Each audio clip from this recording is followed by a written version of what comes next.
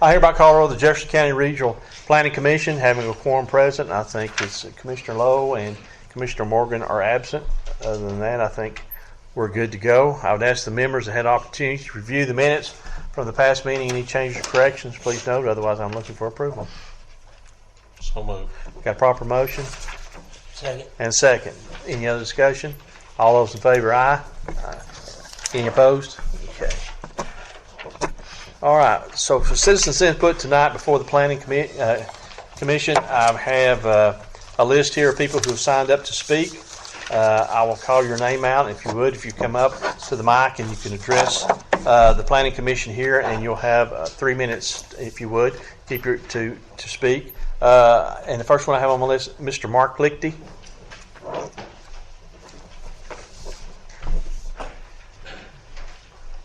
My name's Mark Lichty. I'm at 310 Leaper Overlook, Danvers, Tennessee. The only question I have to the committee here is, has there been any communications in regards to the campground on 2570 from the developer and or TDOT? I can address one thing. I received and I forwarded this on to the county, and I think the reason is that they weren't sure who exactly would be actually seeing this, whether it would be the town of Danvers Regional Planning Commission or the Jefferson County Regional Planning Commission. And so they submitted to me a plan that was sent to TDOT, okay? But there has been nothing from TDOT back. So that's the only thing and that was just for their entrance only. Okay. Based on TDOT, I've talked to them. They said they cannot proceed unless they get an okay from this committee. Is that how that works? A lot of times that's the way they want to proceed. But as of right now, nobody has presented anything else to me. I know when I spoke with the engineer in regards to that, he told me, he said, before we get too far in depth, he said, I wish they would give me some direction. Because he says, I don't want to go down this whole road and do the development and then them come back and say, oh no, you can't do this, you can't do that.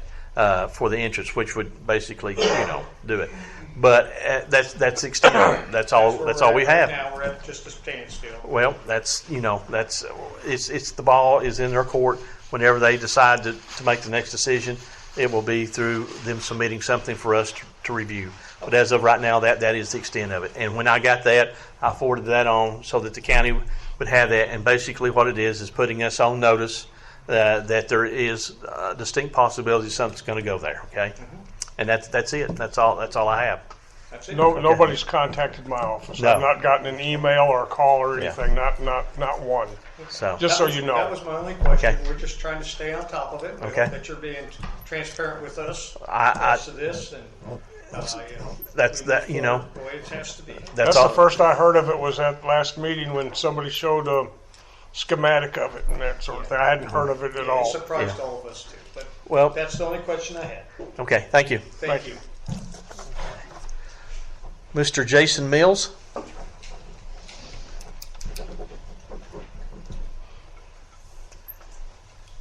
Yes, sir. Thank you, Mr. Chairman. I do have a question, a couple questions about the DESS that is going in. Okay. Do I need to address someone else? Well, basically, we are going to address this issue in our agenda.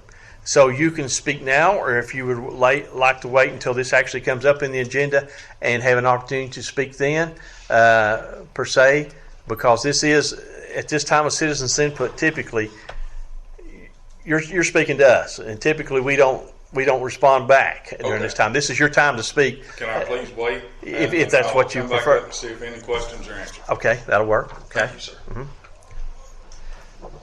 Marion Knight.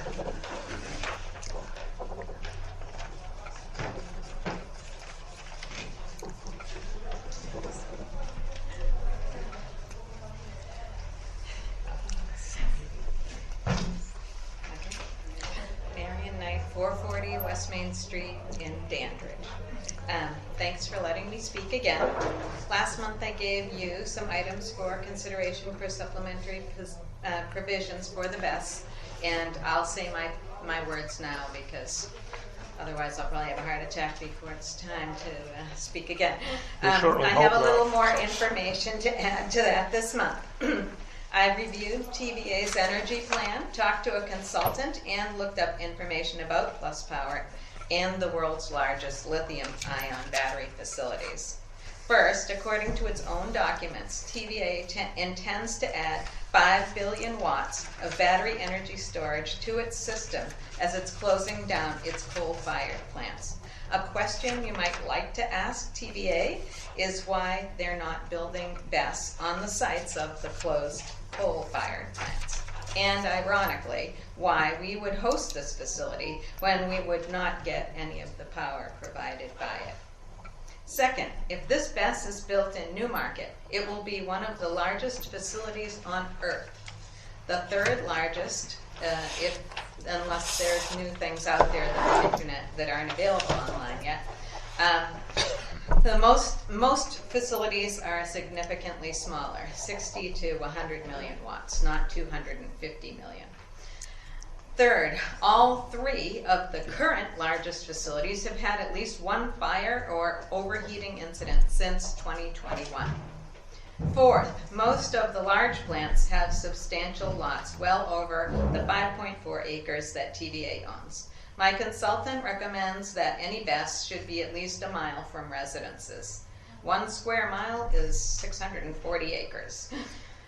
Finally, none of the largest plants on Earth have been built by Plus Power yet, and according to their website, they actually run only one facility, a 12 million watt BESS in Mexico. All other active BESS facilities on their website have been sold to other companies. Their website says they did the legwork and then sold the facilities. They've several more proposed facilities besides ours, so there's a very limited track record for this company. I hope you will make BESS provisions that are strict and comprehensive. The beauty of our county and the safety of its residents are in your hands. I would be happy to share any of my research with any of you. Thank you. Thank you.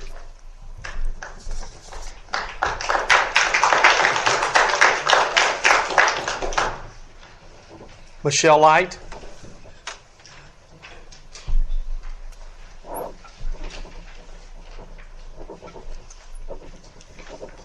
I'm Michelle Light. I live in Woodbriar neighborhood. It's over on Cherokee Lake. We're in a lakeside community, and I'm actually speaking on behalf of myself tonight. Do have a couple neighbors here that are in my subdivision, and we kind of find ourselves in a conundrum. And I really don't even know if this is the board to be talking to, but maybe y'all can point me to the right people. A couple years ago, a developer decided to buy a peninsula off of Cherokee Lake and wanted to bring in some condominiums. Originally, he told one of our neighbors he was going to put in a few homes. We showed up at the meeting, and it was 90 condos is what was announced that they were going to put in. And we live in the county. I just want to make that clear. Our neighborhood is in the county. The city, because Bethel Church Road, if y'all are familiar with the area, Echo Valley is there, and Bethel Church Road runs into our road, hits that road. Anyway, they annexed a half a mile of our neighborhood and annexed this land, and they took the driveway, and that driveway is now a subdivision entrance for this 90 condo unit. Well, as you can understand, that nobody in my neighborhood has liked this. We filed a petition, we fought this, we went to the city, we complained, we didn't want all this traffic. It wasn't that we were really against the condos. I'm not against growth, I'm not against condos, but I'm against running all that R3 traffic through our neighborhood. We're a little quiet community, as you can imagine. If you lived in a nice little quiet community, how would you feel?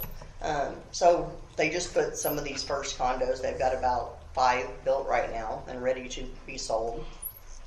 And they are listing them as VRBO Airbnb rentals. They are going to sell them as rentals. Right now they're advertising them for about $800,000 per condo. So California pricing, they're tailoring their sales to investors, not really to individuals in my opinion. And so one of the things I want to bring up about this is that, you know, when we live in the county, but when the city in these growth zones, I know there's a growth zone and we're in that, but when the city comes in and they decide that they want to annex, we have no representation. Because the county isn't going to do anything for us because we're in the growth zone, and then the city is not going to listen to us because what can we do? We can't unelect them, or they just don't care. The motel hotel tax is a very lucrative thing, I guess, for them, and so they look at that. I can tell you that since this has started, we've had no peace. We've had huge trucks, 18-wheelers, logging trucks flying down our roads. We've complained to the city. The city has turned a blind eye to everything that's going on in our neighborhood. I've sent certified letters to the city manager, John Johnson, who was also my county commissioner, and we heard nothing back. I sent certified letters to Jeff Houston about the traffic that had been going on. They worked till past dark, past 6 o'clock. All these are regulations in Jefferson City, and the city is not even holding them accountable to the codes.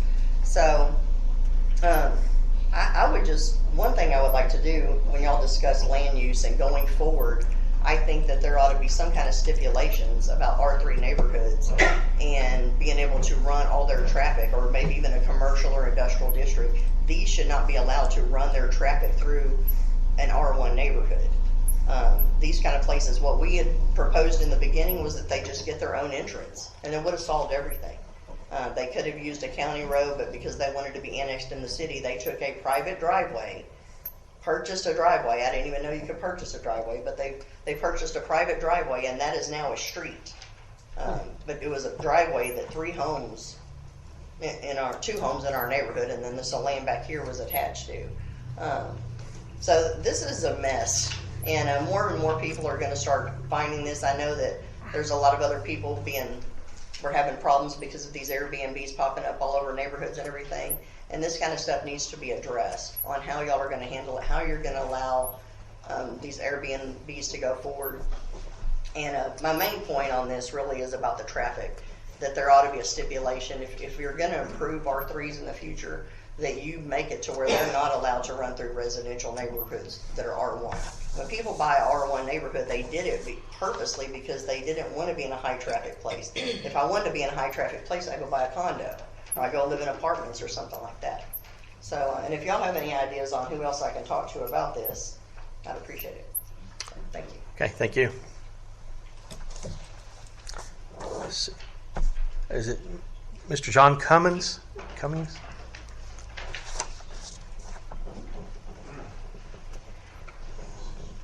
Hi, I'm John Cummins from Newmarket, and I want to talk about the battery energy storage systems. I'm very concerned about this, and I'm not sure what all you can do, but I have 3 concerns. It's an untested, it's really an untested type of technology based on dubious science. Number 2, you can have uncontrollable fires that emit toxic fumes, resulting in mass evacuations, and there have been evacuations around some of these systems, and just the toxicity of lithium in general.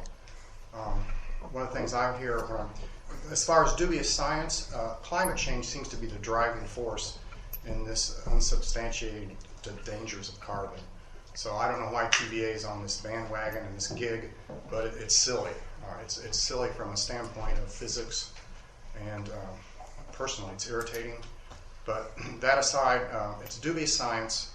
They've had fires in Arizona that have resulted in firemen being injured, where an area was evacuated for 5 days in Chandler. 1,000 homes were evacuated in Illinois. This was not a specific energy storage system, but it was lithium batteries that were stored, and over 4,000 people were evacuated. So, and I've noticed there's going to be several conferences addressing the dangers of this by the system people themselves, the best type people, to address the horrors of explosions and fires. So I mean, these are like international conferences. If you look on the internet, you'll see there's 4 or 5 of them. They're slated where you just have all these experts in there trying to figure out what they're doing. They're trying to put forth a science or put forth a technology that's not ready. And to have this 3rd largest site built right here in Newmarket concerns me. And I don't know, is there 1 or 2 sites? I haven't figured that out. But the toxicity of lithium in general, my question is, are we more concerned about carbon toxicity or lithium? Lithium is going to be extremely, you can just look at any area of lithium and there's problems. Not just with the storage system, but with the cars. You've seen the cars, you can't put the fires out. So there's been a dramatic increase in the use of these battery emergency storage systems, but a lot of them, like these places from Pure Power, whatever it's called, or they just sort of help out and then sell them to someone else. So I guess they don't want they don't want the problem of maintaining them. A single battery cell is about like this, but they'll pile them all up in these huge, it looks like train cars to me. And if you have a leak from one of them, you can actually have a thermal runaway. So this is where you have a release of very hot, flammable, toxic gases. And in large storage systems, a failure of one lithium cell can cascade. So I think that's the word. It can cascade to include hundreds of individual cells, and the hot, flammable gases can result in an explosion. Very difficult to extinguish fire, and the firemen really don't know what to do either. So I'm just very concerned. I just want to put it forth. Okay. Because I'm from Newmarket. So. Okay, thank you.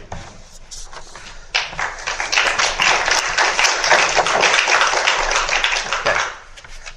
Being no more, we will proceed to new business. The first item is a site plan for a commercial storage facility to be located at 1980 East Highway 2570, Lot 1 of the Old Newport Highway LLC subdivision, Danridge by Old Newport Highway LLC. Robert Deventhal.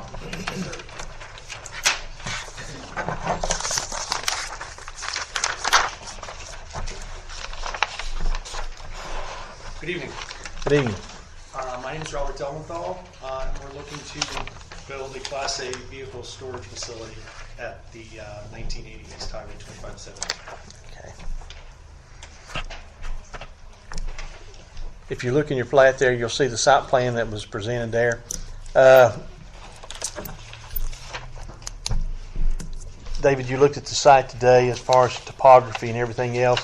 But one of the things, Mr. Deventhal, that I looked here that I wanted to make sure that we addressed was the drainage. And I know where your property is located, and I know it's just about flat. Yeah. One of the flattest pieces probably in Jefferson County, as far as that goes. So the drainage that would be there would exist to go to the existing road drainage system that's there. Okay. Am I correct in that? I believe so. I've been to the site as well, and it's flat and it's grass.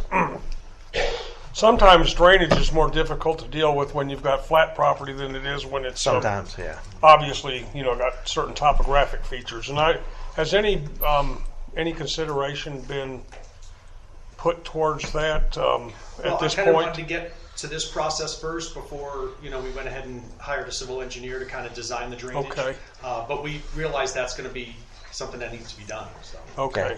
So you're on board with that? Oh, for sure. Yeah. Okay. Okay. Because typically we see that design work before we approve site plans as far as that goes. Yeah, I know he's got 5 acres, in which I'm not overly. I mean, with a 5 acre tract, I know there's going to be there. The biggest issue that we would have for me on the drainage would be this, Mr. Deventhal, is that when, depending on the 3 storage buildings you got and the area that you've got on your roof area there, you're going to collect a lot of water. Sure. Okay, Sure. And that basically, when you collect that water, it's going to come down to your downspouts and everything else. And when it comes out, basically, you collected that water. Depending on where it's going to be dispersed, as far as that goes, you have a less area there for that to be absorbed into the ground and everything else, which can create some flooding issues, especially if the road tiles and the drainage down the ditches can handle that much water at one point in time. So that's a lot of times that's what we're trying to look at. It's not necessarily, are you going to, basically, I'm assuming that the area in between, are you going to leave as gravel?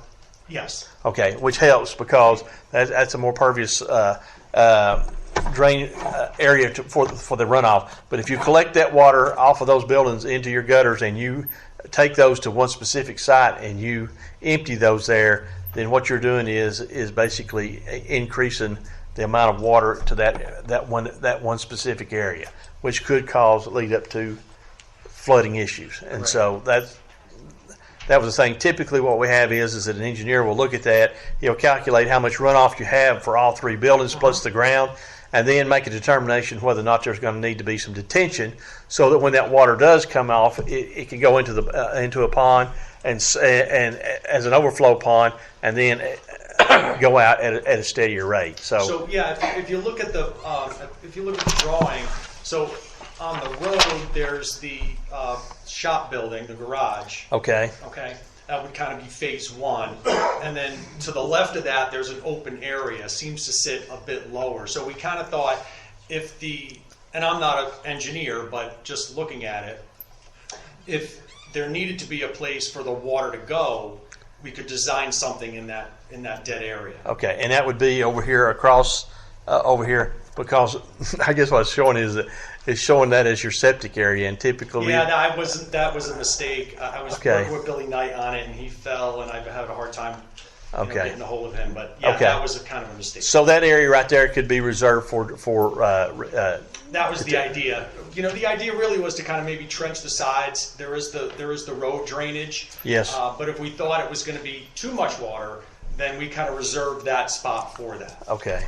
Well, that makes good sense. I haven't seen the property. Yeah. And I suspect you'll need a detention pond there in order to handle, I'm not a drainage engineer, but in my experience, I think that would probably make a lot of sense. Yeah, which is why we kind of left that open, thinking maybe that was going to have to happen. Right. Are you going to have an office on this property? A small office, yeah. Okay. Is that that would be in the garage. So our idea is to do vehicle storage, but we want to do more than that. So kind of pick up delivery service, detailing, light maintenance. So it's going to be a working facility. We don't want to just build storage units in a field and walk away. So there will be an office there, a walk-in. We have to design parking and a few other little things that need to be addressed. Again, this was the first phase. I was, again, working with Billy Knight, the surveyor, on it, and then he took a fall and didn't have a chance to get it updated with some of the other things that I need to get done. okay? Is he going to be okay? Yeah, he's fine. Okay, I've spoken good. to him several times, but he's Okay. Well, that's good to know. he's a nice man. We're all Yeah, familiar because- with Billy Knight. Yeah. Speaking of that, because basically what you're looking at is that you're going to use this as other types of commercial ventures in there. And so basically what we would need to see from Billy is that whatever you got there is we would need to see some parking spaces for that particular building if you're going to have that type of business there. Sure. The storage building area, I'm not so much worried about the parking there. Yeah. But if you're going to have customers and everything else in there, we would probably have need to see some parking spaces designated where I that. agree. You've got the room. It would just have to. It would just help if we would had this shown on the map, and I understand the situation as far as that goes. I guess it's just whether or not this board feels comfortable with the information that we have here to make a decision. And David, I'll rely on you. Chairman, I think what's being proposed here, it's general, but I think it looks like it will meet the requirements as far as setbacks and far as with the drainage handled and some parking and all that. I think it should work out fine. You have what I'm saying is you have the ability to work with this property and get it handled. Okay. So I think if the planning commission, I don't know that we need to approve anything because we're not at the stage to approve a site plan. But I feel comfortable in telling this gentleman that I think he should be comfortable going forward. Okay. Okay. And Well, good. That's taking why- it to the next level, Right, if you and will. that's why I wanted to kind of get some feedback, and then we can take it to the next level. And if the planning commission feels the same way, I mean, not just me, but if the planning commission is the same way, they could take some action. It would really be non-committal because Sure, we're not looking at understand. an official site plan. Yep. But if it might make you feel more comfortable to So you take. want to see? So the next step for me would be to kind of civil engineer out the drainage. Yes. Get That's some part of the parking, site get plan the right spot for requirement. the septic, that type of thing. And I Right, think that's all part of the site plan requirement. Okay. It's in the zoning, book, so. Okay. And Mr. Knight, if he doesn't have a copy, he can get in touch with Tim or Stephanie Yeah, or I me. talked to him about So- it. So, so he's anyway, familiar with it. And he should have, he's done this sort of thing Yeah, like I before. said, he just had a fall, so he was just kind of. So my next step would be if you can just clarify to get to approval. what Right, you want to go see. through the full site plan process. Okay. Yeah. Tom So hadn't looked at this at all. Tom, I'm sorry? has Tom looked at as far as the I don't know.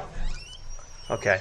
We didn't know if the environmentalists had been out there and looked at the soil Okay. to determine if there could be a septic system that. I haven't done a soil test yet. Okay, that we I would kinda definitely went over need there that. this weekend and staked out where the building is going to go, so we can kind of Okay. locate that septic. Yeah.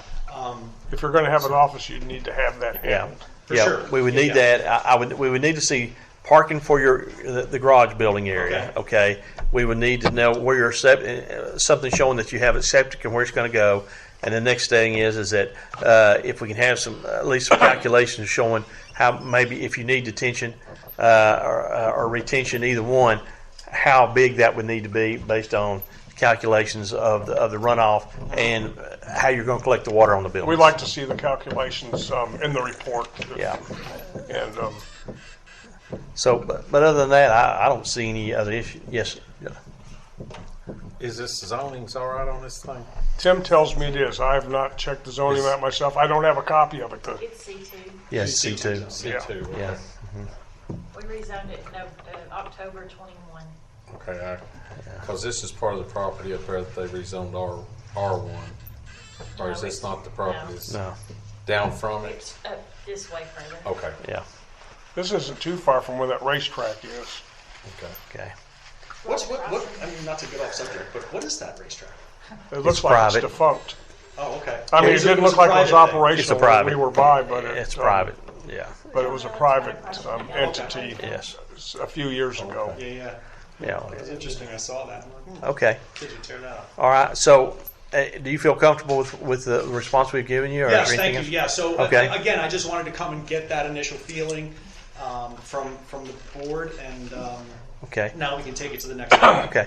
Well, what we'll do is that we won't take any action on this. We'll wait until you get back. But but hopefully the guidance we've given you and those items that you do when you come back, it should just be a formality then to get everything and you'll be ready to go. Have Thank you you talked very to TDOT about an entrance off of No, is that a that? They probably won't really address it Until- until Like there was unless enough we site have distance unless we and approve a site plan. Yeah. They want us to take that step before they will. Yes. Okay. Yeah. All right. I didn't know if you'd had any And preliminary what did you say that discussion. was? What's that? Tennessee. It's Tennessee Department of Yeah, Transportation. DOT. Okay. Well, yeah. you're basically what you're looking at is you're going to need a driveway permit, and they're going to look there to see Okay. what's going. They're going to say, hey, what are you going to do, and how many vehicles, and those kind of things. So, In Site your experience, distance, is site that an arduous distance, and all that process stuff. beyond the?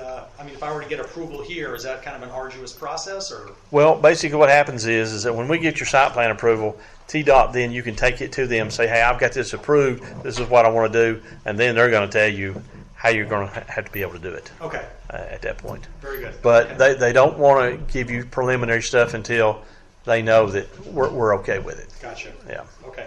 So we'll get some work done and get back on the All agenda. right. Thank you for your time. I appreciate Thank, it. thank you. Are you ready? Yes, sir. The next item is a rezoning request from I-1 to C2 for property at West Highway 11E and Lowry Loop Road, New Market, by Edward Otis III and Lisa Otis.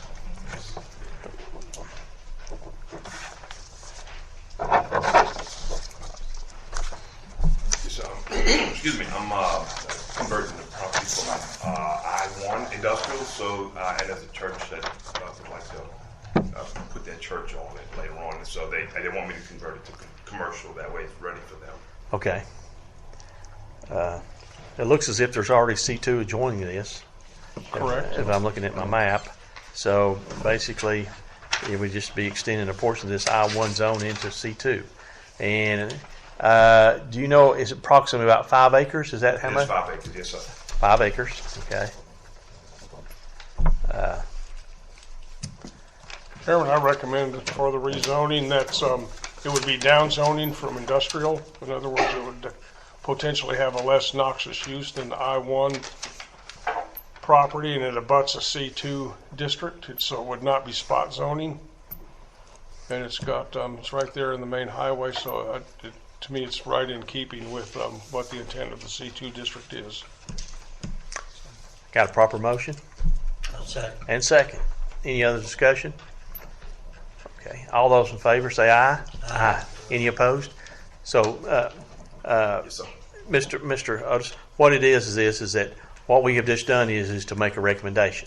And this recommendation will go to the county commission, and then they will actually want to have to take the vote to actually rezone your property. So it was just, this is just merely a recommendation from us, and this is the first step. Okay. Okay, all right. That's all right. Thank you. Thank you very much for your time. Thank you. You have a great day. Appreciate it. Okay, ready? Yep. The next item is review requirements for a battery energy storage system, a BESS, in an A1 agricultural forestry area. If you remember, Ben, about a few months ago, we were here and we made a determination based on the Board of Zoning Appeals that a BESS would be allowed in an A1 zone. But then part of what was that there needed to be some conditions established to go along with this that the Planning Commission would need to approve, and then basically have to go through the process of getting approved through County Commission. And so that's where we're at tonight, to see what if you've done your homework and studied anything, some of the requirements that would be necessary that we would come up with or conditions in order for this BESS to proceed. And so if you've had Currently don't have any regulations pertaining No. specifically to we don't battery energy storage systems. So if I'll open the floor for discussion first and foremost. So Well, one of the things that I thought about, Mr. Terry, was that, you know, in our, and we talked about this in solar farms, that we wanted certain things. We wanted a bond. We didn't want any of the stuff in the landfill. We wanted disposal. We wanted guarantee on all that. You know, I think we at least need to hold them to the same standard. okay, Are we talking about decommissioning? yes, At some point Specifically? in time, it may become obsolete, or some point in time, they may quit using it. And when that time comes, we don't need that stuff in the landfill here. We also need a guarantee, just like we do with the solar farms, that it'll be cleaned up.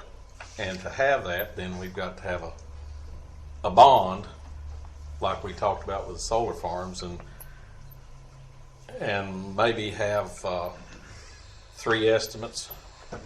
Take the highest of, multiply it by 1.5 or 1.75, and then index it for inflation every 5 years or something like that. So probably decommission is not going to happen the first 2 years necessarily. 20 years down the road may be a different story. So we want to make sure that that bond would cover that. And I, you know, really, I mean, we've got one of the, I think there's 13, don't quote me on that unless you look it up, Steve, but I think there's 13 Class 1 landfills in the state of Tennessee or something like that. There's not a lot, and we have one. So I don't want us to get in any trouble here in the county with stuff going in that might be questionable with things like that. So, I mean, to me, that I think we need to address those kind of issues of what happens down the road with this thing. okay, I agree. I think that if at that point in time, here's the thing: is the decommission plan. So one of the things is how do you determine how much that bond is going to be? Well, we won't know how much the bond is going to be until we actually see a site plan showing us the extent of what's going to be there.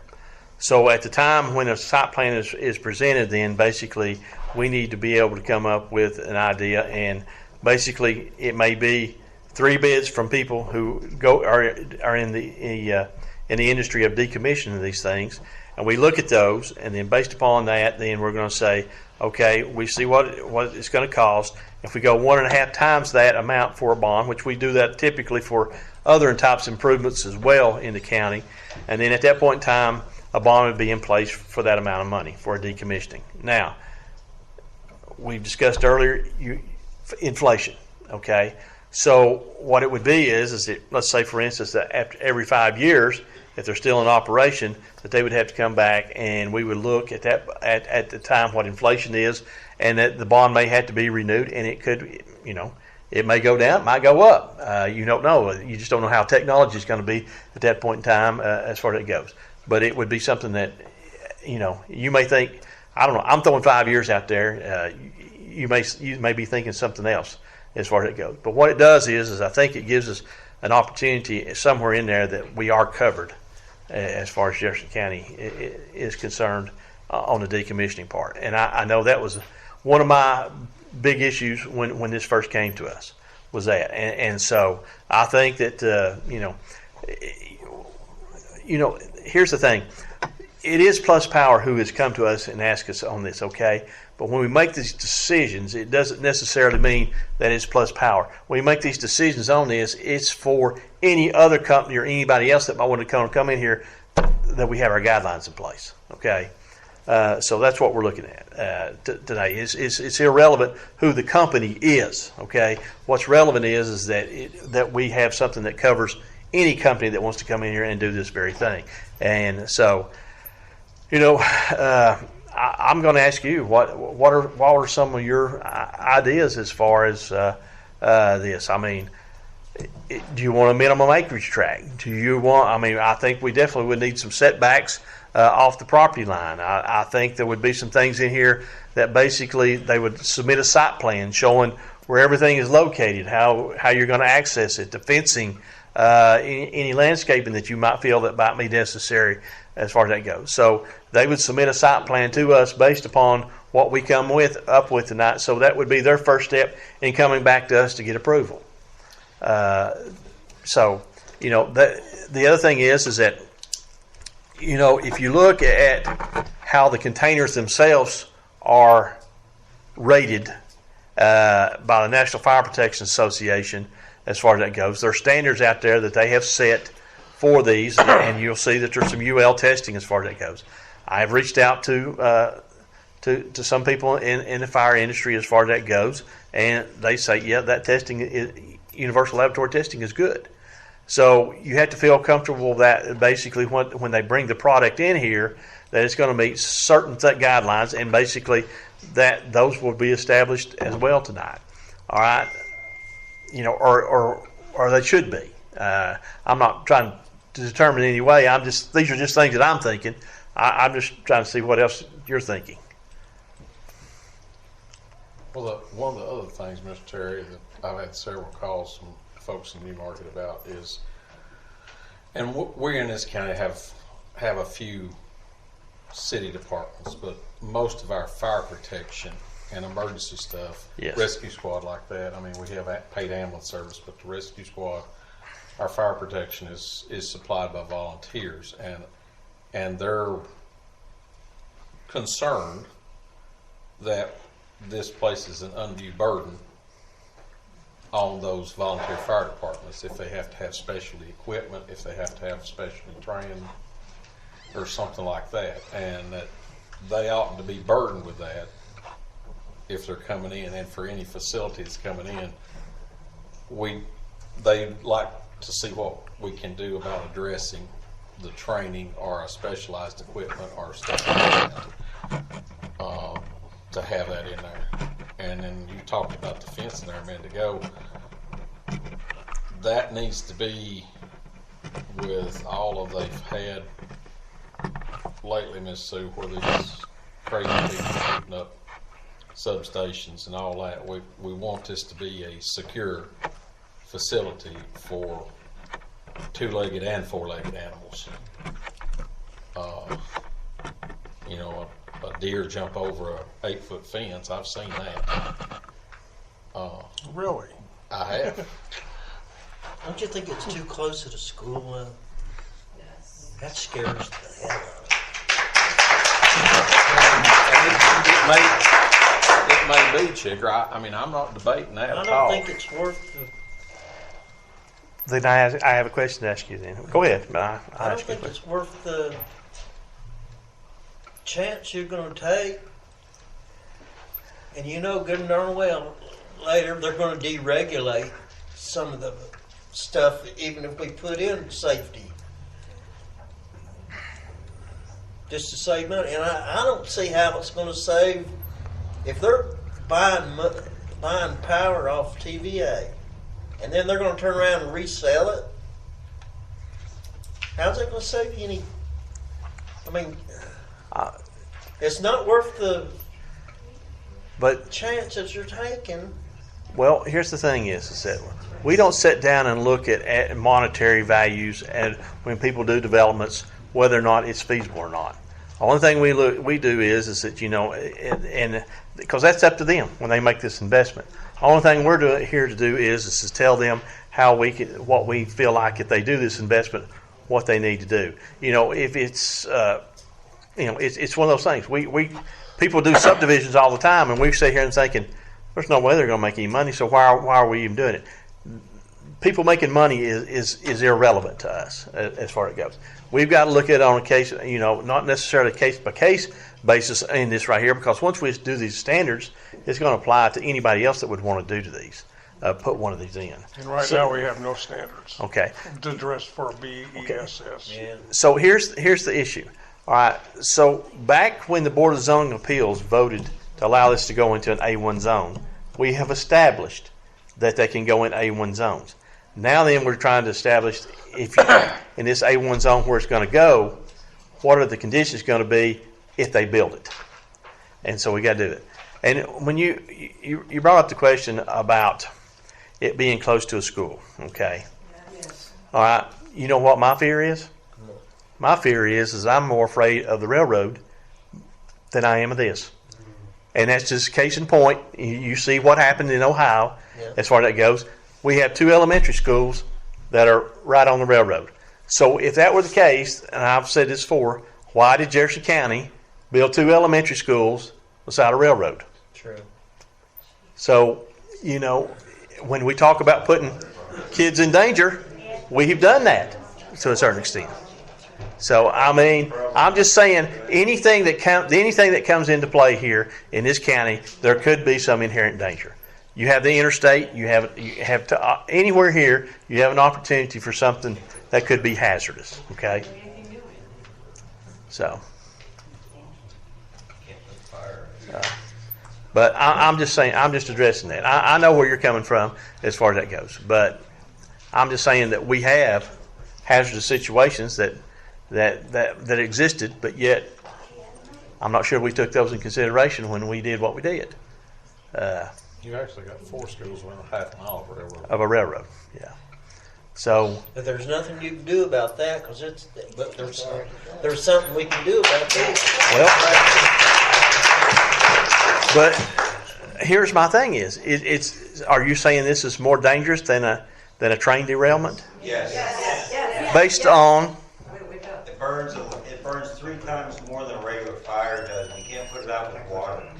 we know that. And if it rains when a fire happens, We don't- a hydrogen gas explosion. We don't want to put it out. That's the reason that when you see these containers here that have been tested, you let it burn out. It's contained. If it rains, any moisture hits it, it will explode. No. Because if it rains while there's a fire, it will explode. You can't stop it. You can't put it out. And you can't even, you're talking about these facilities. This is the 3rd biggest one in the world. Putting on 5 acres, the smallest area. You're condensing all that into 5 acres. Catches on fire. They can't even determine how big the explosion would be because of the concentration of it. They're not We've looking. done research on all this.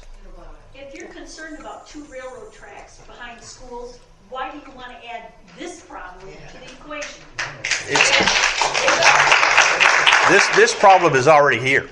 It's already been established that this is where it can go. Okay, so we're just here now to put conditions. Yes, sir. You signed up to speak. Yes. Yes. How would you feel if your house was in 1,200 yards of this facility? This property that is going on the backside of has been in my family since 1920. There is already construction started. I do not know who has given access to start the grade work on this new site, but they are accessing this property through a TVA easement, which is an easement. So TVA cannot say yea or nay. But there is gravel being brought in, there's equipment sitting there, and everything. There is no protection on this site. And nobody wanted it. There is There shouldn't have been any construction going on because It's not been approved. It's already started. They are bringing in gravel. We can provide, we did a There's, geotechnical analysis of the soil, which means you need to bring the drill with the landowner approval. The landowner has access to his land, and that's what we did. We brought one drill to make geotechnical holes. Okay. Then is there a representative from TVA? No, there's no representative from TVA. Okay. But my house is 1,200 yards from the site. Okay. Mr. Joe's house here, right in front of me, is probably 600 yards from the site. It is not secure right now. I know there's no construction being taken place right now. I have not seen a map or anything of any access to it. There is a James, the last name starts with a P, who is supposed to be the site manager, who says there is no grade work, anything going to happen until 2026. They are coming in off Asheville Highway under the TVA power lines. There has been soil samples taken. I know this for a fact. But I haven't seen anything come as in public notice to any of the residents around there as to know what is going on. Well, there's here's the thing. There can be no construction going on because there's been no site plan approved. Now, site plan can't be approved until we come up with the conditions that we're trying to get to tonight. Exactly. Okay, so That's why I'm here. Okay, so there's been nothing. There's no site plan has been presented or approved because they can't give us one because they don't know what to put on it. All right. Does that make sense?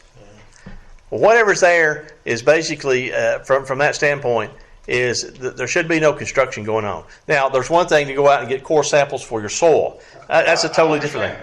Okay, but as far as bulldozers, anything like that, they're saying it's not them.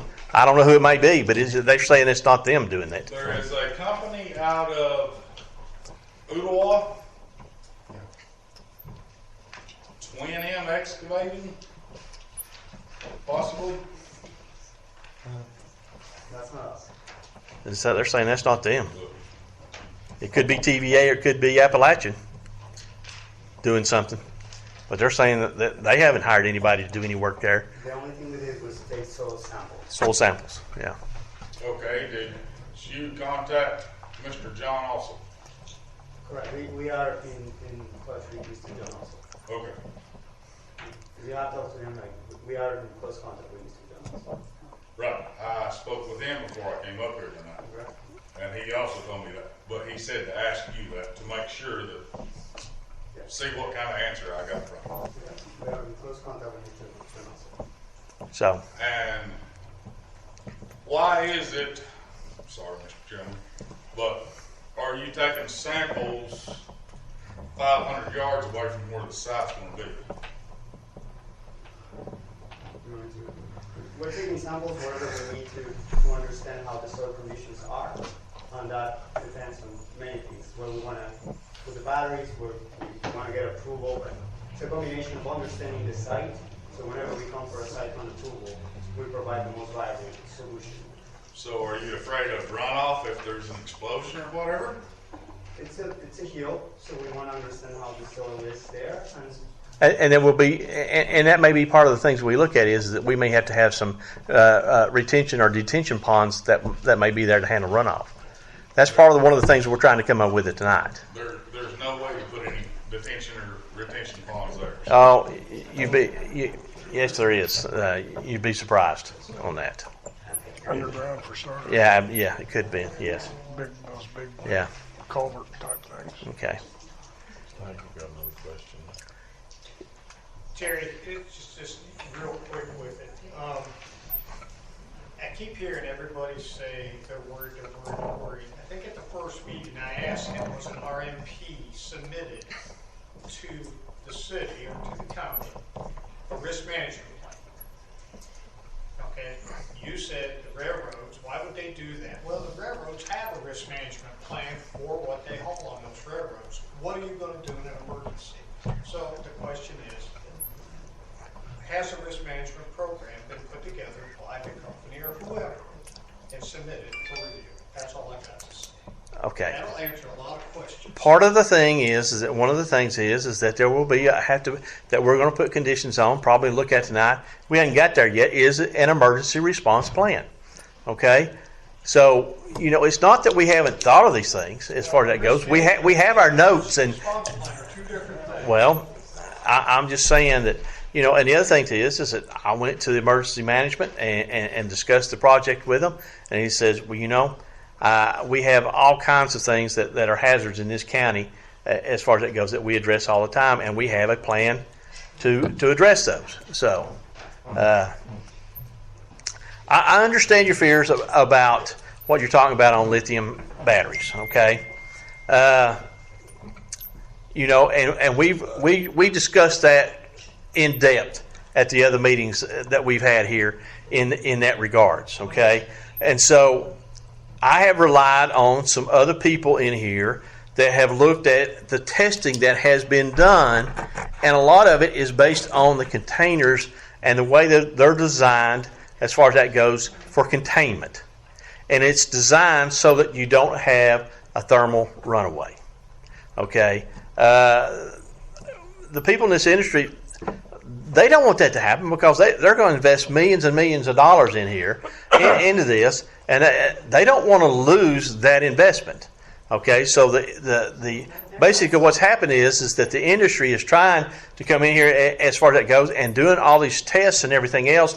And if you look at Universal Laboratories, a lot of everything that you do with every day, they have done tests on. And so they have come up and basically tested for this particular type of units that they're going to have there, so that in their design so that we won't have a thermal runaway. Now, you may have a fire in one area of this container, and basically you're saying you don't put water on it. You know what their thing is? Just let it burn out. That's what you do. You contain it in there and it just burns out from that standpoint. So that is what the tests have shown, and so that's it. So okay. Hey, wasn't that their solution for Gatlinburg too? Just let it burn out? Yes. Katie. Can I ask a question, Jerry? Okay. So, when I look at this, I know there aren't many sites across the world like this. So, are there studies, places you can access to see what the closest houses are, the distance? Could you access somebody in Oak Ridge, some of the scientists, to help us figure out what your buffer areas should be in proximity based on how many batteries will be, like you have X batteries, so you need X distance. If it's, there's got to be some kind of calculation to help determine site size and buffering distances, I would think, which is not. Well, here's the thing. This is really going to be what's going to determine the part of it. One is that we're going to have setbacks from property lines, okay? So once the setbacks are determined what they're going to be, then the area that's left is the area that they can, where they can actually put them, okay? And based upon that and the fact that we'll probably require them to be so many feet apart, as far as that goes, will determine how many actual containers that they can actually get on site. It will be site specific, So if your site here comes in and it's 5 acres, and you come in and you say, well, we can't get as much as we want. We may have to buy more land in order to be able to do that. Okay, but once that comes in, that's going to dictate basically at that point in time how many you can actually get on a site. And the other thing that I feel is pertinent to this is I think that any one of these that comes in here, which basically is the same thing that we looked at when we looked at crypto mining, is is that it should be adjacent to an existing substation. That way there's no more overhead power lines that have to be run over other properties or anything else. So that would probably one of the stipulations that I was put in here is that if it does come in, that it would need to be an adjacent to, and I'm going to say an adjacent to a TVA substation. Because TVA is the one that's going to utilize this, and so it needs to be at a point where the power transfers basically from the site right to their facility. Okay. So, What about the noise? I mean, I would assume, maybe you all can address that as far as cooling. What type of apparatus have you got for cooling, and what does it entail? And Sure. So, I mean, the crypto mining has some implications that have cooling fans and stuff like that. So can of course, yeah. So my name is Ben Weisel, I'm the Director of Permitting for Plus Power. So Plus Power typically uses Tesla Megapack 2 enclosures. Tesla Megapack 2 enclosures have fans on top of the enclosure in order to keep the batteries operating at an optimal temperature. We've completed noise analyses at similar sites, and 150 feet away, so much shorter distances between our facility and the closest home in this location. Our facility will be approximately 1,000 feet from the closest home in this area. So the noise analysis that we've completed, when it's 150 feet, is around the sound of a normal conversation, so around 55 dBA to 60 dBA. So at 1,000 feet, we can safely say it will be barely, it will be imperceptible. Okay, I think our crypto mining thing was at property line that it was 55 or 60. Yeah, and that's what Is that, am I remembering that right? I think that's right, and I think that's a normal conversation. Is what we talked about. So that's what he's saying is 150 feet from the property, or from that to the property line would be that would be the decibel area. Which So I think we probably need to apply the same standard as we do the crypto mining. It can't be over 55, 60 decibels at the property line. It can't be over normal conversation, because that's what we put in that other.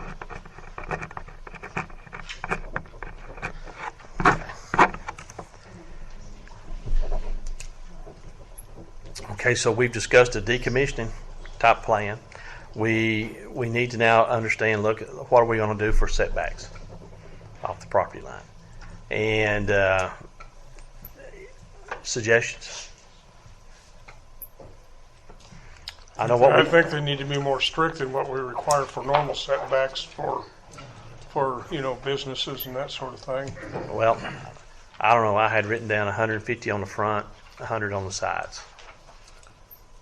Well, you said at 150 feet, you're 55 to 60 decibels. So 150 feet was to the closest home, and that was to the actual itself as opposed to the property line.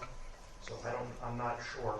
We might be confirmed. We can have 55 or 60 at the property line. It was 100 feet. I'm not sure.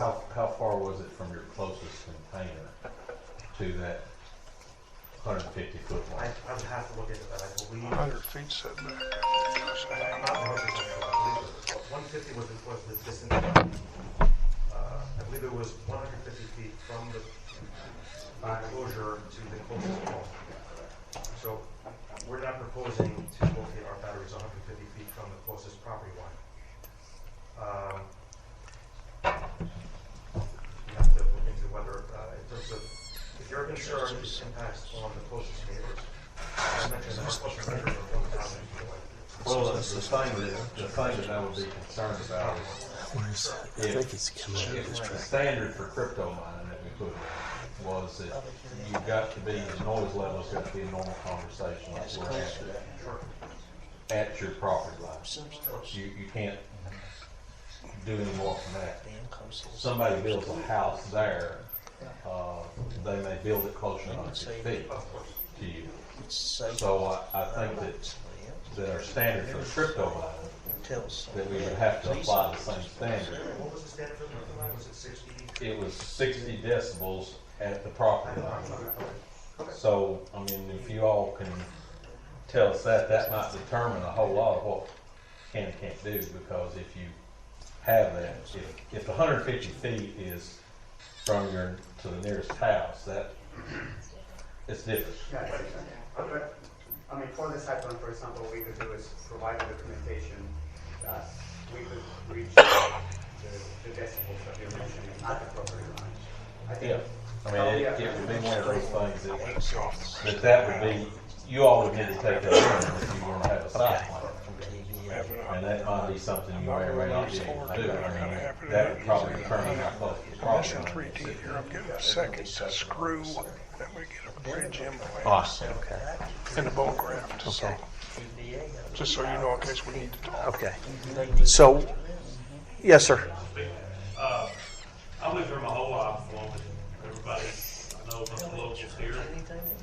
We've got one of the most stable power grids there is. If we lose power, it's because of a line issue. It's not because of a power issue. What benefit does this serve Jefferson County? I mean,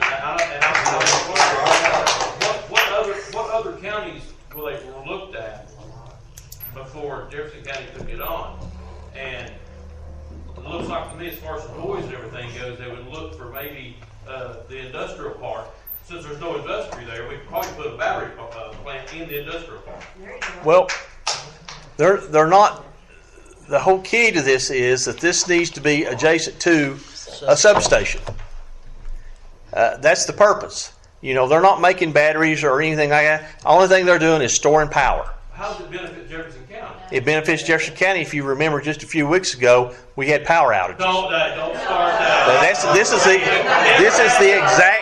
This is it. That it's the very thing. It's because TVA at that point in time basically did not have enough stored power or generated power, and so they were having to have the rolling blackouts. They can put it in the coal mine without closing their coal mine. So, well, I am telling you that is the very reason that that TVA is pursuing this very thing. They can do it somewhere else. So, Let them do it somewhere else. Yeah. yes. Just a quick question. Just to follow up on that, with how many counties were looked at, what made our area more attractive than some of the other counties? The substation. Just The TVA substation. That was it. That's what attracted them to this area. Okay, was the TVA substation. That's a pretty new substation. So, you know, I'm just saying that was the attraction. And part of the thing is that one of the things that I'm looking at that I'd like to suggest in here is that if there are others that are proposed, that they would also have to be adjacent to a TVA substation. So, yes, Marion. Can I ask a question? So they're going to close down the coal-fired plants. Those are connected, correct, to the TVA somehow. Why wouldn't they build at a facility that is being retired to build their facility there? Marion, I can't answer the questions from TVA. I can't. All I can do is address what the people have requested for this planning commission board to review and ask if this is something that would be allowed in Jefferson County, adjacent to a TVA substation. And that was for the Board of Zoning Appeals. The Board of Zoning Appeals has agreed to say that yes, we will allow these in an A1 zone under with these conditions. And that's what we're trying to do right now, is to determine what those conditions are. So you're talking about the bonds. That's what you guys are discussing tonight.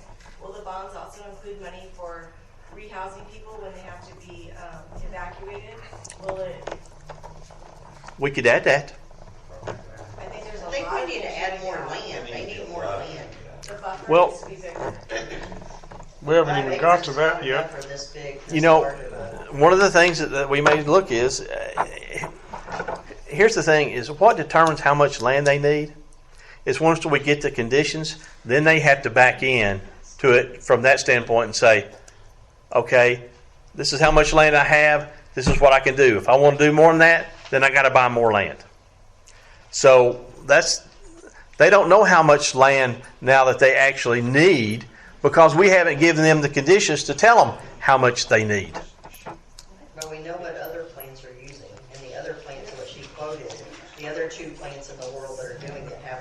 square mile. 640 acres is what theirs is. isn't it? Well, The 90 megawatt facility that they're building in Superstition, in Southeast Phoenix, requires a 1 mile buffer. yeah, out in the desert, right? Okay. We don't. We don't. No, but the thing is this: this is just a piece of a piece of infrastructure that goes along with the power grid. Is the way I'm looking at it. Just to clarify. Yes. Mary, that's incorrect. Our superstition site is located in an industrial area right next to a residential area. And again, right next to a substation. To Terry, to your point, we're building sites next to substations for that Okay. exact reason. Yes. And you need to fix the information that's available on Yeah, get your website straight. Something's not right. 19 is not in my office. Okay. I got a question. To her question about the brownfield site that would be shut down, is the reason you're doing this is because the adjacent to the generation power, or what is the criteria you looked at in that? Could you all address that? Yeah. So TVA is planning to retire all the coal power plants, like Cumberland, Baldwin, and Kingston. Because of that, they release an RFP, a request for proposals, to procure 5,000 megawatts or 5 billion watts of capacity and generation. So this is before they retire these plants. These plants have a schedule to be retired within the next, I think it's 12 years or 15 years. So they're trying to prepare before these plants go offline. And it's well documented, to your point, Terry, what happened in December. The Cumberland plant went offline. They had an outage for 2 days. And also the gas plant that is northeast from here also had a big outage. And that was the main reason why the power outages happened. So the reason why we look into this substation specifically is because a very important substation for Eastern Tennessee, for the transmission grid, but also because it's next to the Appalachian substation. So it actually will provide a lot of value to Jefferson County because it will support the local utility. So this site specifically is actually incredibly more important than other sites that we have because of that specific reason. We have a distribution substation and a transmission substation. So we're going to connect to TVA, but that substation is also supporting the local utility that is helping the county. So any power that is charged and discharged is going to help both. That is not usual, and I think here, that's why TVA is very, very interested on having a resource like this in this substation. So you're saying that basically TVA, one of the things that they're wanting is they're wanting one because of that here? Correct, because there are a lot of power plants on the eastern side of Tennessee, and they need more support. They call it capacity, the amount of megawatts that they need. That's why they're very focused on a project that is on this side of the state. We actually have other 2 projects in the TVA area that they're also looking into. And they were very positive about this one because of the reliability issues that Eastern Tennessee would have in case of outages.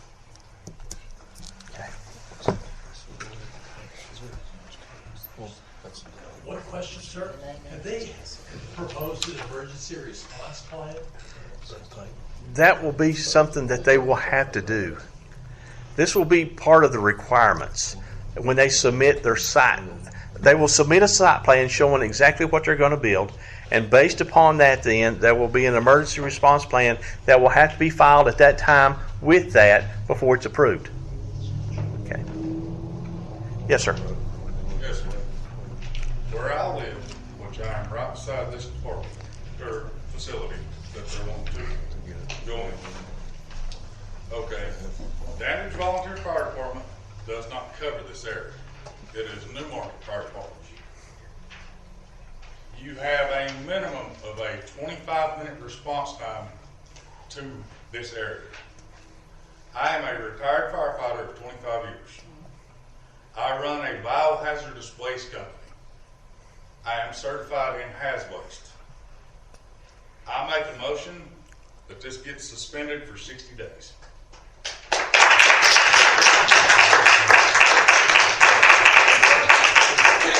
Sir, you really can't make motions at this meeting. It's only people on this board. Best thing I've heard all night. So, Bob, make a motion. Come on. Stand up. I don't know what 60 days is going to make any difference. Gives us more time to get research. We've been researching this we started this project probably back in June or July of last year. And so we've been doing research on that for this long. And we're at this point now. So that's what I'm saying. You know, I don't know that 60 days is going to make that much difference. This did not come to me until 60 days ago. Sir, this has been advertised just like we do all our normal meetings and everything else. As far as that goes, it has been advertised to the public, and so through our means of advertisement, we don't go door to door. As far as that goes, we advertise basically in the newspaper. As far as that goes, telling you that there's going to be a meeting and this is on the agenda. How many people read the public notice? Sir, I can't tell. You know, if you're unhappy with the system, then you can address the county commission and they can change it. But that's the system that we have. Fix the bad noise. So we confirm that we can comply with 60 dBA. Okay. Okay. We can comply with the 60 dBA maximum sound levels at 30 feet. Mr. Chairman. Yes, sir. When he's speaking, can you ask him to please stand up? His voice is not carried. Okay, I'm sorry. So what I said was the maximum sound level that we can comply with is 60 dBA at 30 feet. My name is Ben Wiesel. I'm the Director of Permitting for Coast Power. We understand that you have concerns and questions, and we'd be happy to answer them. Are you willing to put out an on-site fire department? Okay, wait. Listen, here's one of the conditions tonight, okay?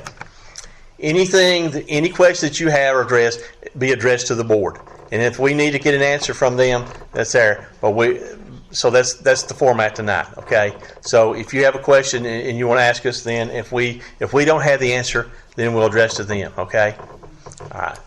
What about making a fully funded fire department part of a requirement?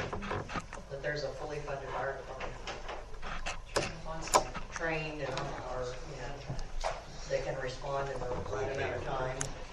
If this board wants to add that as a condition, that is something that they can do.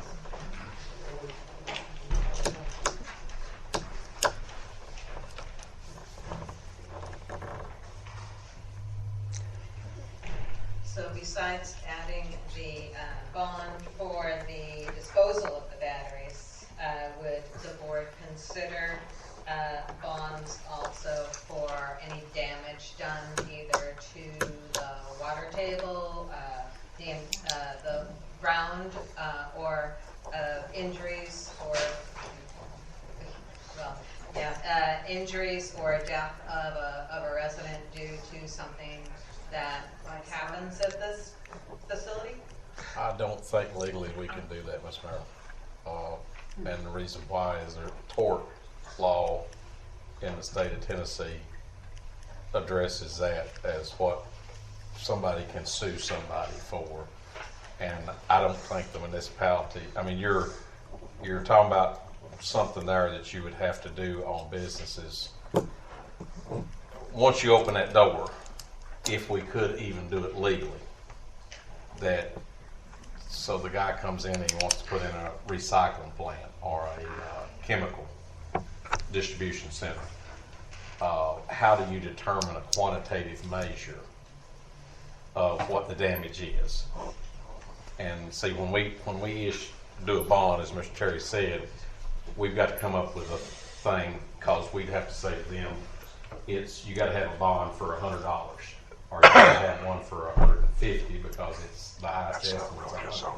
We got to have a quantitative measure, and what you're talking about is the one that doesn't have a quantitative cap on it. And it doesn't have a quantitative measure. So if Until it happens. if there were an accident or a long-term negative health effects on residents, then it would just be up to us to sue. It would be an issue for the courts, I would think, and I'm Would we not. sue the county or would we sue Plus Power? You would sue the entity. But what I'm saying is that as far as that, until something was happening, you could have a quantitative measure, just like the derailment up there. I'm sure there's going to be lots of lawsuits over that. But once it happens, you can measure that. But until it happens, how would we establish a bond for that? I guess would be my question to you. I mean, have you got any idea how we assault? Is it a $2 million bond? Is it a $100 million bond? Is it a $500,000 bond? See, our thing is that when we apply these rules, they have to apply to everything we do. Everybody that comes in and would want to build one of these, they got to be under the same standards. So if somebody puts in one that has one container, and you say that you've got to have a $100 million bond for that, versus somebody puts in 100 of them. See, we've got to come up with a standard, is what we're charged with doing. And what is the buffer for crypto mining? I think it's crypto mining buffer. I think is it 150? I can't remember. That the big thing on crypto mining was the noise, and that's why we had a larger setback because of the noise. It wasn't necessarily because of any kind of danger, but it was the noise that we did, reason we had that what we had. But you do have a buffer for landfills, which could result in contamination. I'm sorry. You have a buffer in the zoning rules for landfills, which would result in contamination. So why wouldn't you have at least that big of a buffer for another place that could result in issues? Well, we can have the buffer. I mean, that's what we're working on is how much is that? Because we've got to have a set of standards. The worst thing that could happen is It's not in there. we don't have any standards on how to build them, and somebody comes in and wants to build them, and then sues us to build them or whatever before we get the standards established. Could be. But as long as It was we've got always- this making standards, then we can kind of control what it is. So the buffer for, in the current resolutions that are online, say it's 2,000 linear feet setback and 100 acres required This is for what? for sanitary landfills. Okay. Well, Which could cause environmental issues, just like their thing. I agree, but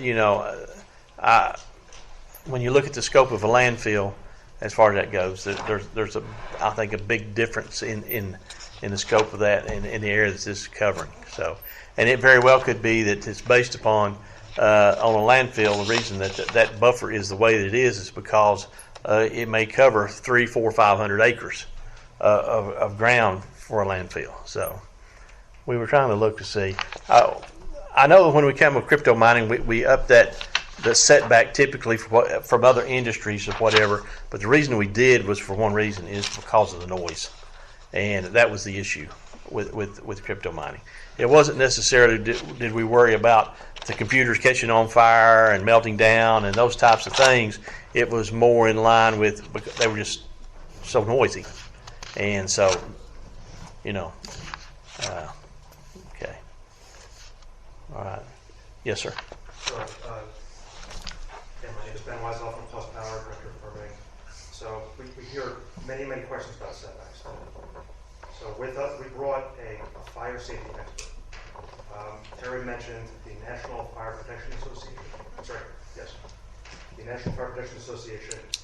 We brought Casey Grant with us tonight. Casey is a fire protection engineer with over 30 years of experience who actually worked for the National Fire Protection Association. Excuse me. Casey, do you mind standing up? Yeah. So I'm going to ask Casey some questions just to establish his expertise. Can you all come right over here? Of course. And then the board can hear you, and then they can hear y'all too. Sure. Please. Who Thank does you. Casey work for? So Casey Grant, Casey, please feel free. Okay, so my name is Casey Grant. I work for Energy Safety Response Group, ESRG. I've worked with them for the last 3 years now. I retired from NFPA, National Fire Protection Association, after 3.5 decades. Prior to that, I worked in power plants and other fire protection over the past 4 years. And the company you work for now, who are they? Energy Safety Response Group is a consulting group supporting safety for the energy field. So Casey, when you worked for NFPA, is it true that you were the Chief Systems and Applications Engineer for 8 years? Yes. Were you the Assistant Vice President of Codes and Standards Administration for 11 years? Yes. And you were the Secretary of the NFPA Standards Council and Assistant Chief Engineer of the NFPA, which mind you is the National Fire Protection Association for the entire United States? Yes. Okay, great. So at the NFPA, did you work on battery storage safety issues for the last 10 years? Yes. In the last 10 years I was at NFPA, I was the Executive Director of the Fire Protection Research Foundation, the research affiliate.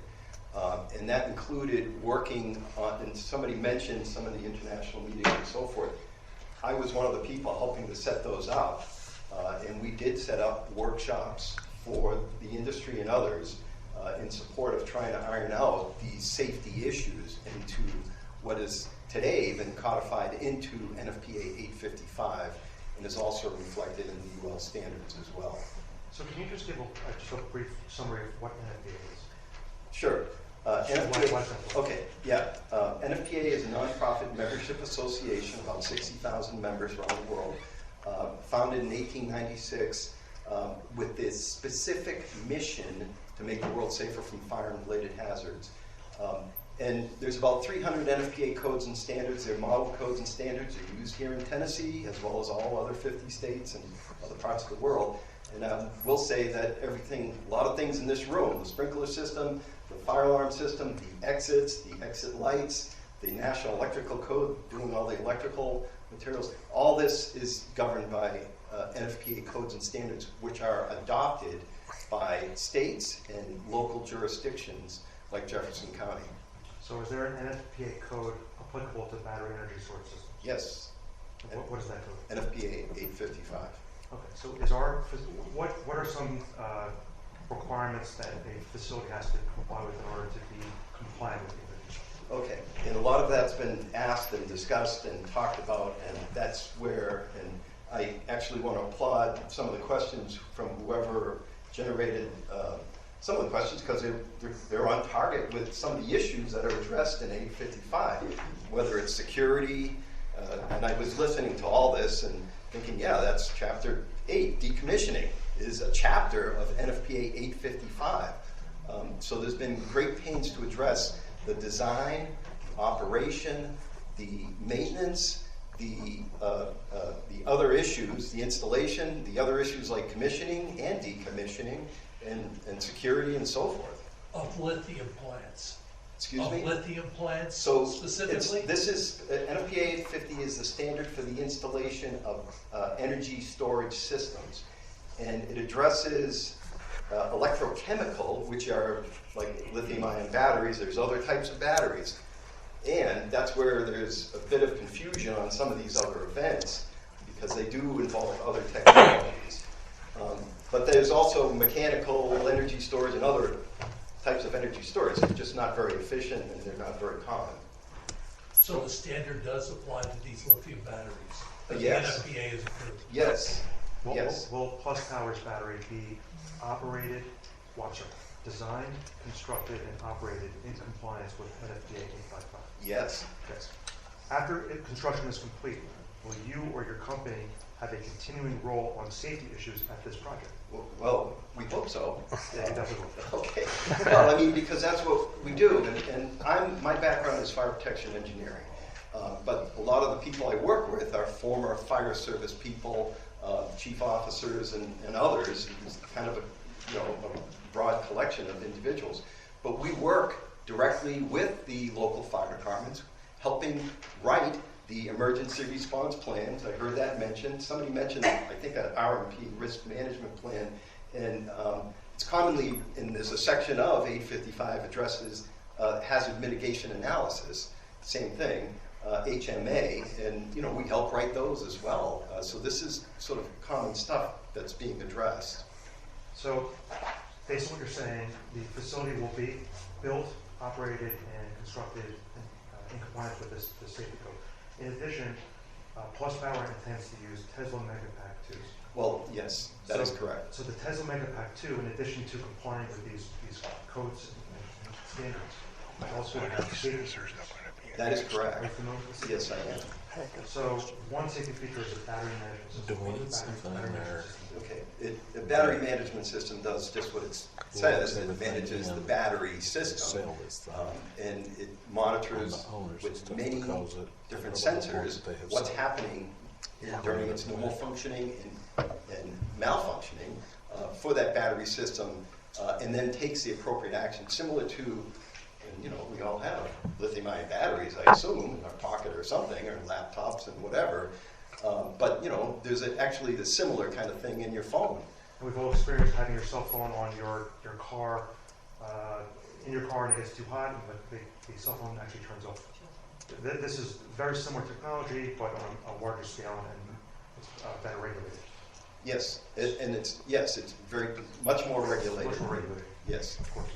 So in addition to the battery management system, we also have a thermal management system, right? That's correct. There's other management systems, and the thermal management system is just maintaining the optimal temperatures that this thing is supposed to operate at. Sure. So we're saying it's going to be designed in compliance with the codes. We're saying that there are safety systems that keep it safe as well. How do we know that it actually works in reality? Well, is that well, yes. So, UL 9540A, there's two UL standards that really come into play. First of all, UL, Underwriters Laboratories, UL. And I'm telling you, a lot of stuff in this room have a UL label on it, like the exit lights, or the doors. Any fire door has to go through full-scale testing by somebody to prove it to the fire chief or the building official or the fire official or whoever it is that, yeah, that thing passed the test and, we don't need to worry about it. So in the case of an energy storage system, it's a big thing. But it's really, from the standpoint of UL, it's no different than a toaster or an air conditioner or something, which they're doing many, many tests on all these different things in our environment. It's just that an energy storage system is a huge thing. It's a big thing, and obviously very complex. So UL 9540A addresses the product of an energy storage system, and they go through and make sure it's not going to shock somebody or operate the way it's supposed to, and all those other features that people demand and expect. Then there's UL 9540A, and that is a test standard. And that is a bit of an anomaly in the whole world of the regulatory infrastructure, to be quite honest. We don't usually require full-scale tests. In the battery energy storage field, it's required. And you really have to have a UL 9540A full-scale test conducted that shows the characteristics. That's used by NFPA 855 in determining some of the things you were talking about, like separation distances and so forth. So are you familiar with the results of the Tesla Megapack 2's UL 9548 test? Well, yes, I am. Okay, so can you please tell us what the results were? Well, maybe if you can explain what the test was and then explain what the results Sure. And let me just start by saying, and I don't know how deep you really want to get into this, so I'm going to try to keep it at a high level. We've heard a lot of questions about, for example, the school. So the school is 2.8 miles away. That there are homes nearby, there's concern about water being damaged. So I think that going to depth about the UL 9548 test is worth it here. Okay. So I mean, it's a full-scale test, and it goes through multiple levels because the battery itself is really. And somebody mentioned that the cells are smaller. Some of the cells are like the size of your finger. It depends, what the design is, and some are flat. There's all kinds of geometries and configurations. Then those cells are put into modules, and they're put into racks.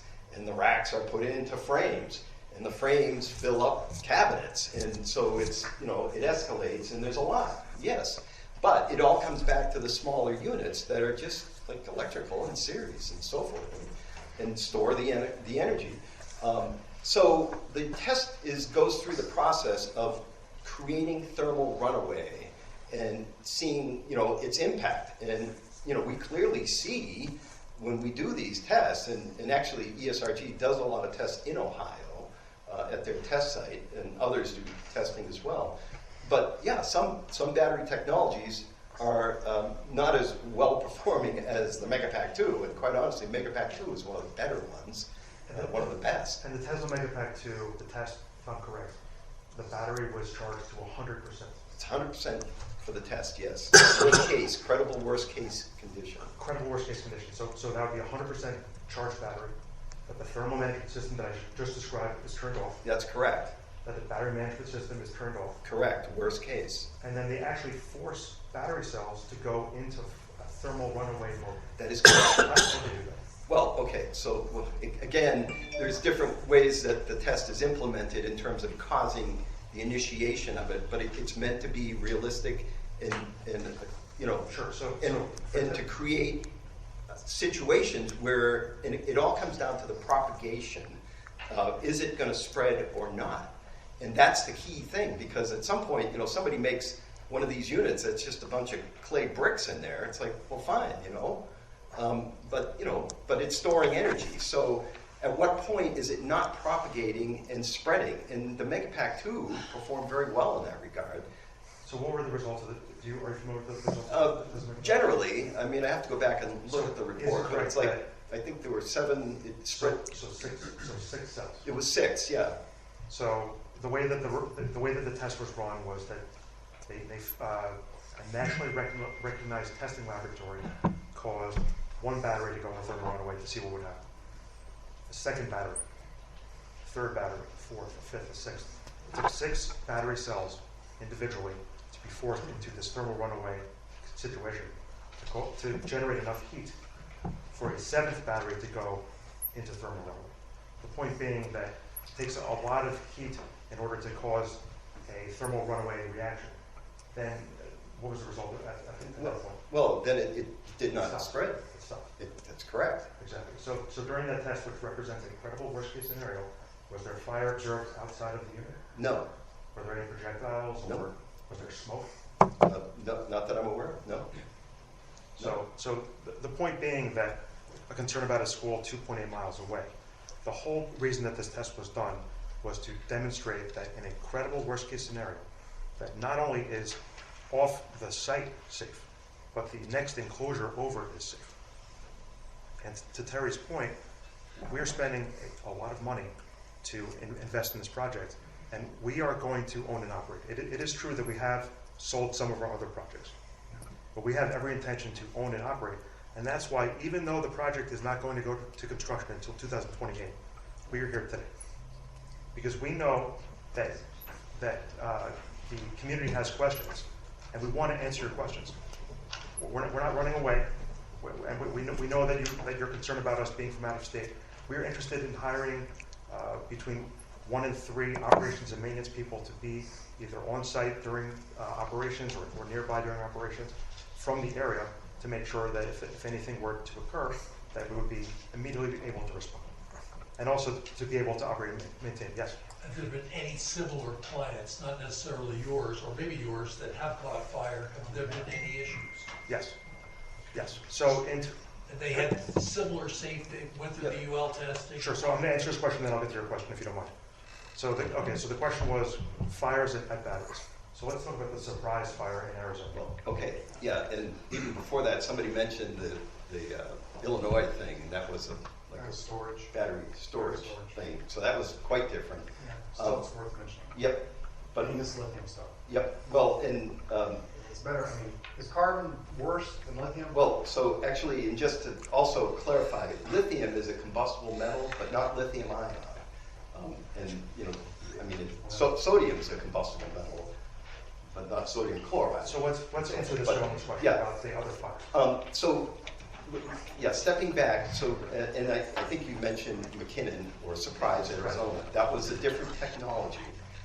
It's an event that I am intimate with, and was, and I work a lot with the fire service, a lot. volunteer, career, metro departments, overseas, military, the whole thing.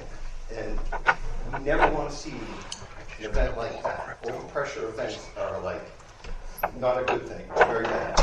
And so that is a big concern. That was a different technology, and it's one that, I'm going to go back to the UL 9548 test, had propagation, and there was other issues in terms of a walk-in container and some other features. This is not the same thing. So that technology, it was nickel manganese cobalt, right? Yes. And is Plus Power proposing nickel manganese No. cobalt chemistry? No. We're proposing lithium iron phosphate. That is correct. What is the difference between the two? Well, it's significant in terms of the propagation between the cells. And, we're back to the results of the UL 9548 test, because we lean on that heavily. And I say we, by the way, that includes what we call the AHJs, the authority having jurisdiction. And again, we work a lot with them because they have lots of questions all the time. And that here in this community would be the fire chief, the building official, fire marshal, fire official, whoever it is that's enforcing the rules at the end of the day when you all finally figure out the conditions and so forth. So, they're a key group, and they lean heavily on that information in terms of, what's appropriate, what's not in terms of safety. Right, so in Surprise, Arizona, there was no emergency response plan. That's correct. There was no training of the firefighters. Directly, correct. So they were a well-trained fire department. Sure. So Plus Power has already actually met with the local fire departments several times. We actually received a badge and a pin from them because they were really happy with the presentation that we made. This is so we received a Newmarket Fire Rescue badge because, again, we want to establish relationships with the community. We're not here and leaving. This is, you mentioned that you hadn't heard about this project. We were here in November for a public hearing where we spoke to many of your neighbors. We definitely, and if you have more questions, we'll come back. We are happy to answer your questions. We understand this is a new technology, and that you have more questions after we're done talking tonight. That's fine. You can have our email address and phone number. You can call us and email us. Be happy to talk about this in greater detail. Can I just add to his question, because he talked about other events? There are 2 events involving Tesla, but they involved the Megapack 1, which was, again, a different design. It was not the Megapack 2 with the LFP batteries. One was in Victoria, Australia, the BBB as they called it, and the other was in California. And yeah, those events, I'm, again, familiar with them, but both of those events, they performed and proceeded in accordance with their fire protection design, which is that it should consume itself, in which they did. And again, there were no overpressure events, there was no projectiles, there was no injuries, it was minimal, water airborne issues, there was minimal interruption of the grid, minimal property loss, 1 unit, single unit kind of thing. And both of those facilities are back up and running. Yes. Actually, back up and running within a couple of days. Well, yes, except I will say there's always a pause with the investigation. That is more than a couple of days usually, but once they say, yeah, our investigation is complete, it's like, let's go, and it just. So, please go ahead. How many batteries are going to be on this plant, in this plant? So how many batteries? I know it's like 5 billion watts or something. How many batteries? 250 megawatts. Right. So each of our enclosures has about 3,000 cells in it. So 3,000 times. I think it's around 200 containers. 250. So 3,000 times 200. So is it 3,000 batteries? 3,000 cells. What's this? Is a cell a So battery? a cell, yes, exactly. That's exactly right. A cell is a battery. So 3,000 batteries. 3,000 batteries in one enclosure. And in each of the enclosures, multiply that by 200. So 3,000 times 200? Yeah. Is 6 million. 6 million batteries? Yeah. 6 million batteries are going to be on this 5 acres? Yes. Not 5 acres. No, it's 30 acres.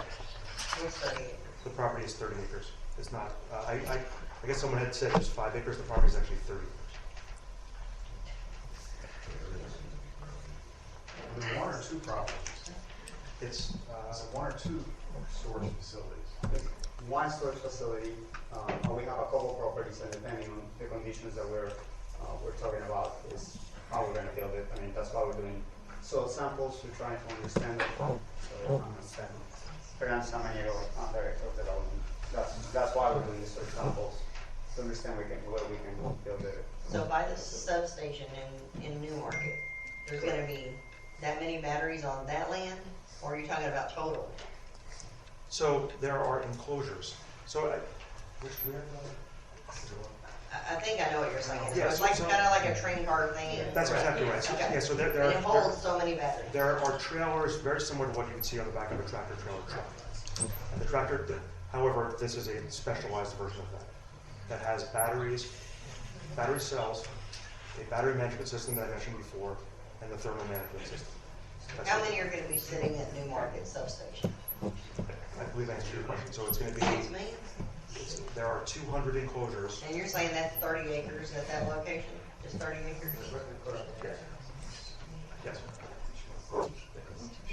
Yeah, I Okay. okay. We had said that we were going to respond to the board, and we've been answering questions. That's okay, because I think, sometimes their questions are pertinent, and basically we're listening because of that. It helps that basically these questions are being asked, because I'm pretty sure that some of those are the same questions they had there. Yes, Katie? Okay, so for our zoning, which any lithium battery storage location, not specific to them, you all are talking about putting 5 acres as the minimum? Is that what, would you consider increasing the minimum lot size to help the residents feel better? And are you gonna have a definition, like if you have X cells, then it requires X acres? The way we will back into this, Katie, is this. They're going to make a determination how big they want, how much power they want, okay? We're going to tell them that based upon that, then, that we're going to have setbacks off of the property line and everything else. And then based on the topography of the land and everything else, then they're going to make a determination of how much acreage they're going to need to be able to do what they want to do. And they will submit that site plan to us based upon that, as far as that goes. Well, I thought in our zoning though, like you could say, this type business, minimum X acres. Well, you can. We have things in there that what we say is, like, for instance, if it was a campground, we say you got to have a minimum of 5 acres to do a campground. Right. We can set up a minimum as far as it goes. But in this case, it's irrelevant what the minimum is. Okay, because by the time you get the setbacks in, whatever they get in the 5 acres is all they can get in the 5 acres. It's like cell towers. We have a setback of 150% of the height of the tower. So that sets the minimum size of the property that would be needed, for example, and that's what it would be a similar situation as where we stand now. I just think the residents are concerned that it's a small parcel of property. So if you increase it some, then if you do have an accident, you have more staging around it, and you have a bigger buffer beside the neighbors. But it's not some 1 mile radius where you're excluding the business from being able to locate. If this board decides that they want to put a minimum lot size on this, they can, as far as that goes. From that standpoint, and it's something that they can consider. But the way I look at it is that basically they're going to, when they submit a site plan to us, they're going to have an idea of how many units that they want to be able to get in there. Okay. And once we have our guidelines in place, then for their units, that's going to determine basically how much acreage they're going to have to do what they want to do. And so then they would have to submit a site plan with that much acreage for us to look at for approval. I have another question too. I don't know anything about their technology, but they make it sound like they've got the best technology around. So when the next company comes in, their technology might be the weaker kind of technology they're talking about, where it could ignite easier. So, you're putting in rules for every type of business under lithium, but I'm assuming we're not going to know the difference in the different types of the technology to to know which ones are safer and which ones aren't. And that's why we're going to go, we're going to follow the standards of the National Fire Protection Agency and what they require. And so whoever comes in and does whatever they have to do is going to have to meet those requirements. Because they have established what the requirements are going to be. And we can write Who those checks into to see the, that they're following the requirements? The AHJ. Pardon me? Yes, sir. So once we construct the facility, in order to turn it on, we would need to have a final inspection. So we would have approved plans. Okay, who does the final inspection? The county would. The county has the expertise to It would go just- it through would all be a- this stuff? it would be you're referring to a measurement, so it's a measurement of okay. distance. So of course, I mean, absolutely, they absolutely do. So one more question regarding setbacks. So you mentioned setbacks. So the NFPA has specific requirements regarding setbacks. In case you don't mind. Well, okay, clearance to exposures, ESS located outdoors shall be separated by a minimum 10 feet from the following. It goes through lot lines, public ways, buildings, storage, hospitals, et cetera, et And cetera. again, that's not just a number that's just made up out of thin air, right? That's a number based on the 9548 census. And I do just want to address that question about who checks that box. And they don't just check it at the end, they're usually involved throughout the process.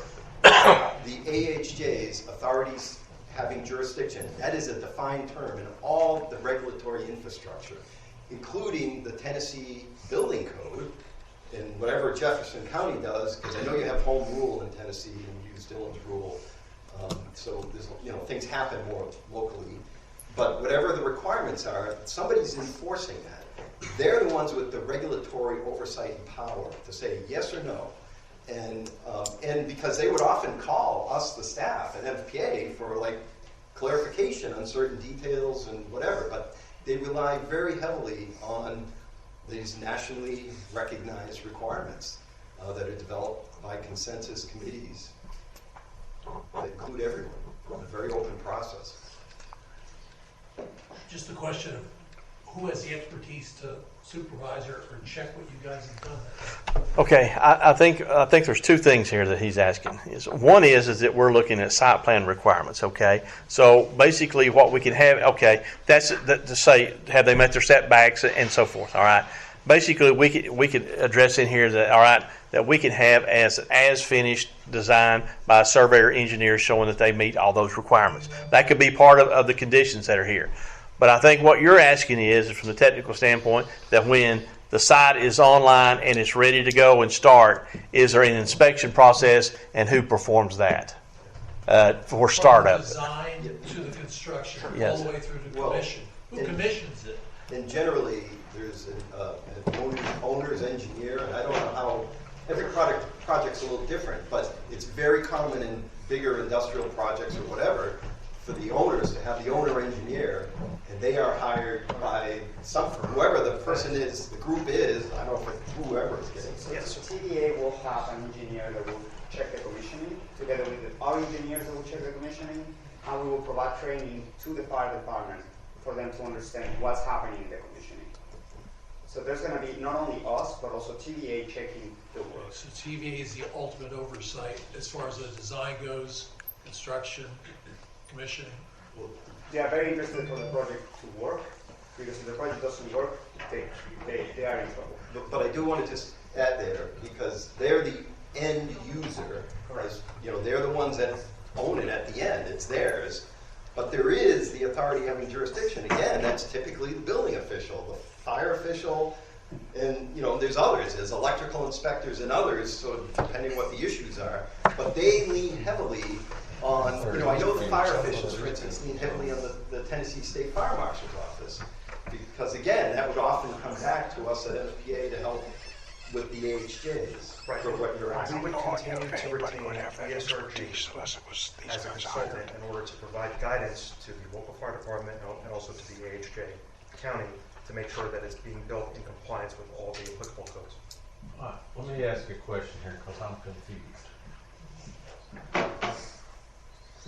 Are you all doing it, or is TVA? He just got done saying that TVA owns it. or is it No, ultimate? today we'll operate it. And the difference of the operation that he mentioned, yeah. I'm not sure who. He just got done saying that TVA is We will own it, and So, you can misspoke. Okay. Sorry, please. the way Yes, I misspoke. the way these projects work is that we build them, we own them, and then the utility will tell us when to dispatch it, because the utility knows when it's better for the grid. I understand that part. I was just confused. Yeah, no, on- just to clarify crystal clear, we will own it, not TVA. Yes? I actually have a question for Mr. Yes. When I met with you, the lot size was 5.4 acres. When did it expand to 30? Well, that's probably what they submitted as far as that goes, but then they may be very well in negotiations that they decided they needed more land. Okay? So at that point in time, I mean, that's their prerogative at that point in time. That's what we started with, but it's their prerogative if they want to expand. So is the lot size now 30 acres? Well, they have the potential, I guess, of purchasing 30 acres if they want to. Okay. And when the list of supplementary provisions that I gave to you guys last month was based on my reading of the NFPA 855, which anybody that can understand that thing, good. So I couldn't find anything about setback from other properties in the NFPA 855. I could find the distance between non-combustible buildings, but I couldn't find anything that said setback from other properties. So is there something in there that I missed? Because I took a lot of notes, and I gave you guys my synopsis, but I don't understand what, if the NFPA or the Underwriter Lab, because I read their report too, did either one of them say anything about setback from other properties? Because I couldn't find anything in either report. And part of that they may leave up to local jurisdiction is what's, and then basically that's what we're trying, one of the things that we'll be determining in this. Okay? Yes, sir, you were. Just a crazy question, bringing up his statement earlier about these substations and everything being shot up around here lately. Who's going to provide security for this being built? I deer hunt, I bear hunt, I boar hunt. I know what a high-powered rifle will do from a long distance. What kind of containment, as in steel, are these batteries going to be stored? So we have the fencing that we'll have, right, similar to any substation. I think the size of the fence, it depends on what we would like to do. We usually have between 8 to 12 feet of fencing. The big difference between a substation and what we're going to do is that if anybody would damage a project, this doesn't interrupt the grid, right? A project is charging or discharging energy, but the energy doesn't go through a project, it goes through the substation. So if anybody wants to actually do damage to the grid, it goes into the substation, not to us. And that's something that right now, I mean, it's something we're dealing with in the country, and it's something we need to address. I think what he's more concerned, and correct me if I'm wrong, I think what he's more concerned is, what does that do to, does that provide any release, or does it cause any damage that would be released into the environment or the local fund? I think that's what he's more at. Right, someone shoots one of these I don't think containers. you're worried about the grid that much. No, I ain't worried about the grid. I'm worried about an explosion. So, I mean, we don't think that would create if it creates a thermal runaway, it goes through the same process that we will have under any other situation where propagation doesn't happen. Right? The propagation, like the test that they did was they call a passive test. Right? If all the active alarms and the BMS and the thermal management are off, the propagation just doesn't happen. And if somebody basically would light it on fire, they wouldn't have propagation between the modules. That is the whole point of that test, is that even if they try to make it on fire, the enclosures will propagate. You ever shot a 9-volt battery with a BB gun? Yeah, so again, you know, the lithium-ion iron phosphate batteries are different, and that's what the 9548 tests are showing us, that they can take significant damage and not propagate. And I gotta just say, all this with separation and fire barriers and all this discussion, it comes down to propagate or not to propagate. That's the critical part of it. And when we can't get it to spread, that's what we want. That's what we're trying to design into these units, which, you know, personally, I favor the Megapack 2 because it's, you know, it's showing us what we want to see. How long has it been in operation or commercial? It is new. It's an extension of the Megapack 1. It's using the same cabinets, but it's a different battery chemistry. And I don't know how many are installed now. I mean, I know they've been putting them in. To give an idea, like this year, they just installed 300 new projects of this size or more in the country. I can give you the numbers, but yes, there are a lot of, by the time that this project gets commissioned, this is not going to be one of the largest in the world. I mean, there are projects that are 300, 400, 500 megawatts being built right now, and we're planning to basically start construction in 26 if we get all the approvals and TVA left into the project. So I mean, this industry is new, but it's growing really fast because of the needs in the grid. It is right now what's happening. So just looking for One more thing. If something happens, okay, I know your parcel of land is 30 acres. The 5 acres is actually TVA property that they're talking about. The parcel of land is actually 30 acres. If you have 250 of these units on, something happens to one unit, can it segregate itself from all the other units? So, yes, that is the key feature of this. And again, we have real life experience with Victoria Big Battery and Moss Landing, those events, because it was the unit involved with the failure. And so clearly that's the key feature. It can't spread. We don't want it to spread. And in the case of the Megapack 2, it's even within the cabinet. So this is the key feature that, you know, we're looking for. So, because I've dealt with Tesla, Gen 1s, all that stuff in the beginning when they first come out. I dealt with a lot of other EV vehicles. They're gone. They catch on fire, they explode. And our batteries are different than that. That was probably a nickel manganese cobalt battery, as we mentioned before. Right, it was Intel. Sure. And also, we're not building one building. So you're concerned about it spreading from one part of the property to another part. Exactly. It acts as a fire break. So essentially, each enclosure acts as its own fire break. And the 9548 test shows that it won't even get to that point. And can I just add here, because it's a key point, is that this is per NFPA 855, this is classified as a remote outdoor installation. It's not a dedicated use building. It's not some of the other types of things that, you know, have been referred to in different things I've seen. And this is a remote outdoor installation. And that's a huge feature on the plus side, because it's separate, and it's very isolated if there is a problem in a unit. On the NFPA 55, Casey, correct me if I'm wrong, but you just mentions 10 feet from lot lines. If you are UL 9548. In Chapter 9. Correct, in Chapter 9. So from a setback perspective, the NFPA 855 is comfortable with 10 feet from lot lines if the systems follow the UL 9548. That is the systems that we're proposing. Okay. I think that's to the point of the lady in the back.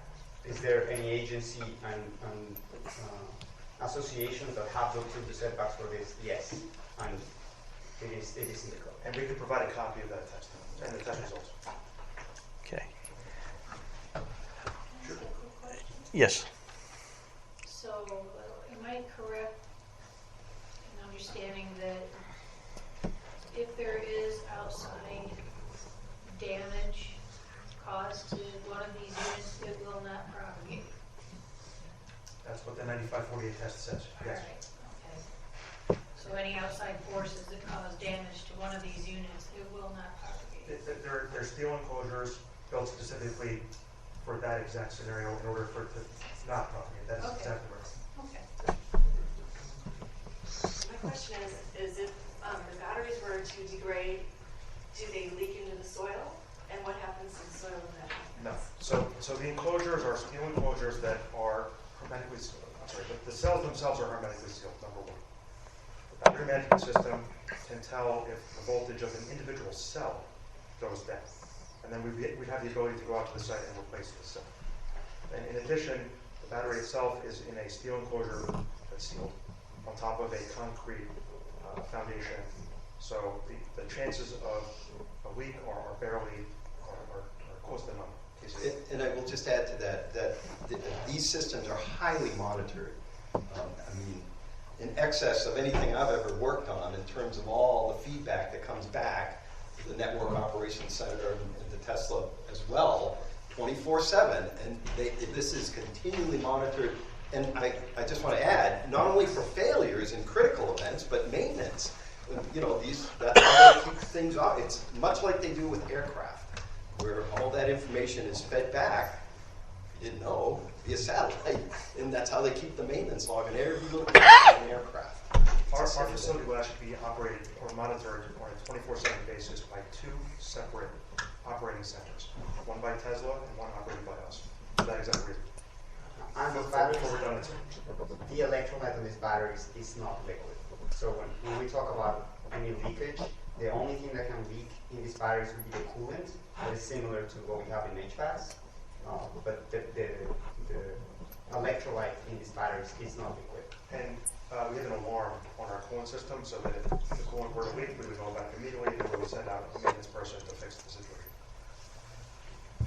What's the life expectancy of a cell? So it depends on the charging and discharging. So we don't typically like to charge and discharge to 100%. So if we keep it in the middle, the expectation is around 20 years. TVA is expected to use the system for 20 years. And the contract will enable us to do all the maintenance and any augmentation we need to do to maintain the capacity they need for that time. For the employees. Yeah. The battery technology, it seems to be changing constantly. And so, which I assume then basically is that it's getting better as far as that goes.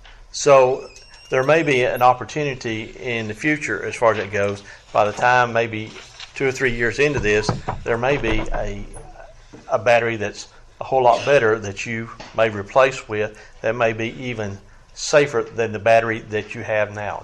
That is absolutely true. Yes. So we might need to augment, which means that if certain cells degrade faster than 20 years, we could replace those potentially with a safer design. Okay. And sorry, that already happened. 2 years ago, we were speccing systems using the nickel manganese cobalt technology, the NMC, that were the first Tesla cars. That's what they had. And then they discovered the lithium iron phosphate. That is the technology that we are proposing now. That is significantly more safer because the threshold for fire is significantly higher than the NMC, we call it nickel manganese cobalt, and also has a benefit that doesn't have any cobalt. So the lithium iron phosphate is significantly safer, so just from an elements perspective. So that has already happened, and we expect that to keep happening. Now, the big difference to what we're doing and what the world is going through is that the EV adoption is just outpacing us by far. What is really changing the technology is not what we are doing on these types of batteries, it's the amount of cars that are going on the road using lithium-ion batteries. So the R&D and the work that people is doing to reduce the fire concerns, to increase the density, to make them significantly more compact, recyclable, all that is happening already in the car industry, and we are benefiting from that. That is happening at a pace, I mean, the government nobody can keep up pace right now at that. So I think we're seeing that at a pretty fast clip. Okay. So obviously, we're here because we were hoping to talk about conditions. Yes. We were, again, we understand the community has questions, we were happy to respond. I'm wondering if we can get back to the conditions. Unless the board has any questions, or if there are any other questions. We can, from that standpoint. I think that, some of the things that you've explained to us is probably going to help us with some of our conditions as well. He made reference to the design standards should follow 855 by the National Fire Protection Agency. And I think that should be one of the conditions that we have in here. It doesn't really matter which company comes into us and asks us to do one. That would be the design standard, that one of the things that we would say these would have to be designed under. Okay, then it comes to the battery enclosures, which follows two ULL standards, 940 and 9540 and 9540A. That again should be there. Now, that being said, here was my question, I guess, is that I'm sure that Universal Laboratories, as it goes along, is going to be doing some testing on new technologies that come along and everything else. So in the future, if there was, for instance, a change or whatever, as far as that goes, then we would want to probably to change our guidelines to adapt to the newer regulations that are out there, which may mean that they're better regulations or more stringent regulations. Okay, so if we adopt these, we need to be able to realize that the technology may change on these, and that the standard may go up, and we may require that standard on other projects that may come. Okay.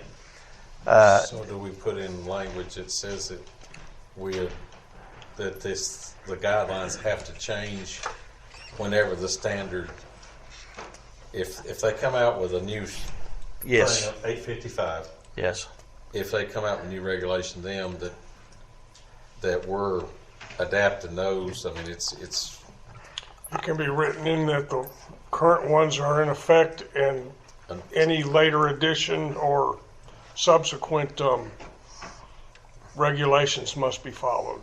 That's I've seen that written in when it comes to like building codes, because they change every few years. Just one comment on that is, once we approve the site plan, right, we're gonna design this project according to, let's say, the Mega Pack 2, right? So there's gonna be a point where we're ready on design and we'll be procuring the batteries, and there's gonna be a point where we need to kind of hone in on what we decide to do. So we don't change directions in midstream because you've gone through this design work and spent a lot of money.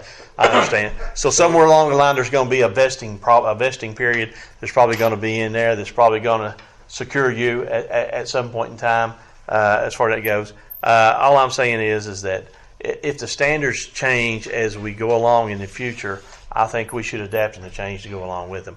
Here's the thing. I don't know how many of these will end up in Jefferson County or in our district or whatever, as far as that goes. I don't know. I don't know if there's another TVA substation in Jefferson County that not have land available that you could even do one. Okay, based upon that. All I know is that this side here is one where they're asking us to look at, and that's what we're doing.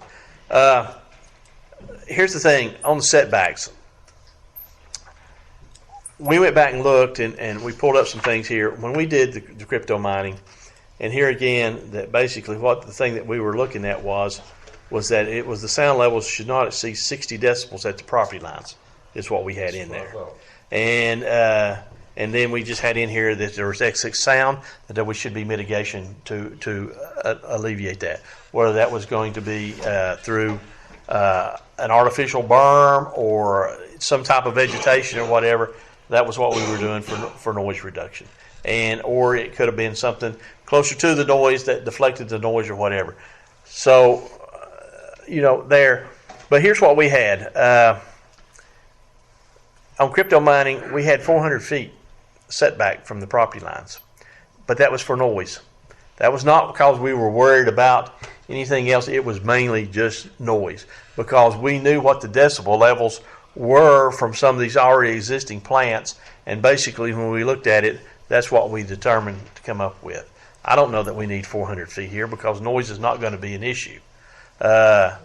But I'm saying here for cryptocurrency, that was what we came up with, and it was for one reason. It was for noise, because that was the nuisance from that standpoint. It wasn't the threat of fire or anything else. It was the threat of just of noise, and I don't foresee that happening here, because basically what we're going to say is this: we're going to give them a decibel level that they're going to have to meet at their property line, and so to me that accomplishes that. But there again, we still probably have to have some sort of setbacks in there just to be on the safe side for anything else.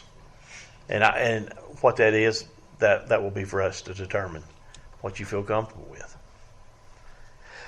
But that's what those are some of the things that on the noise that we had, and I just wanted to look at that because we had discussed it.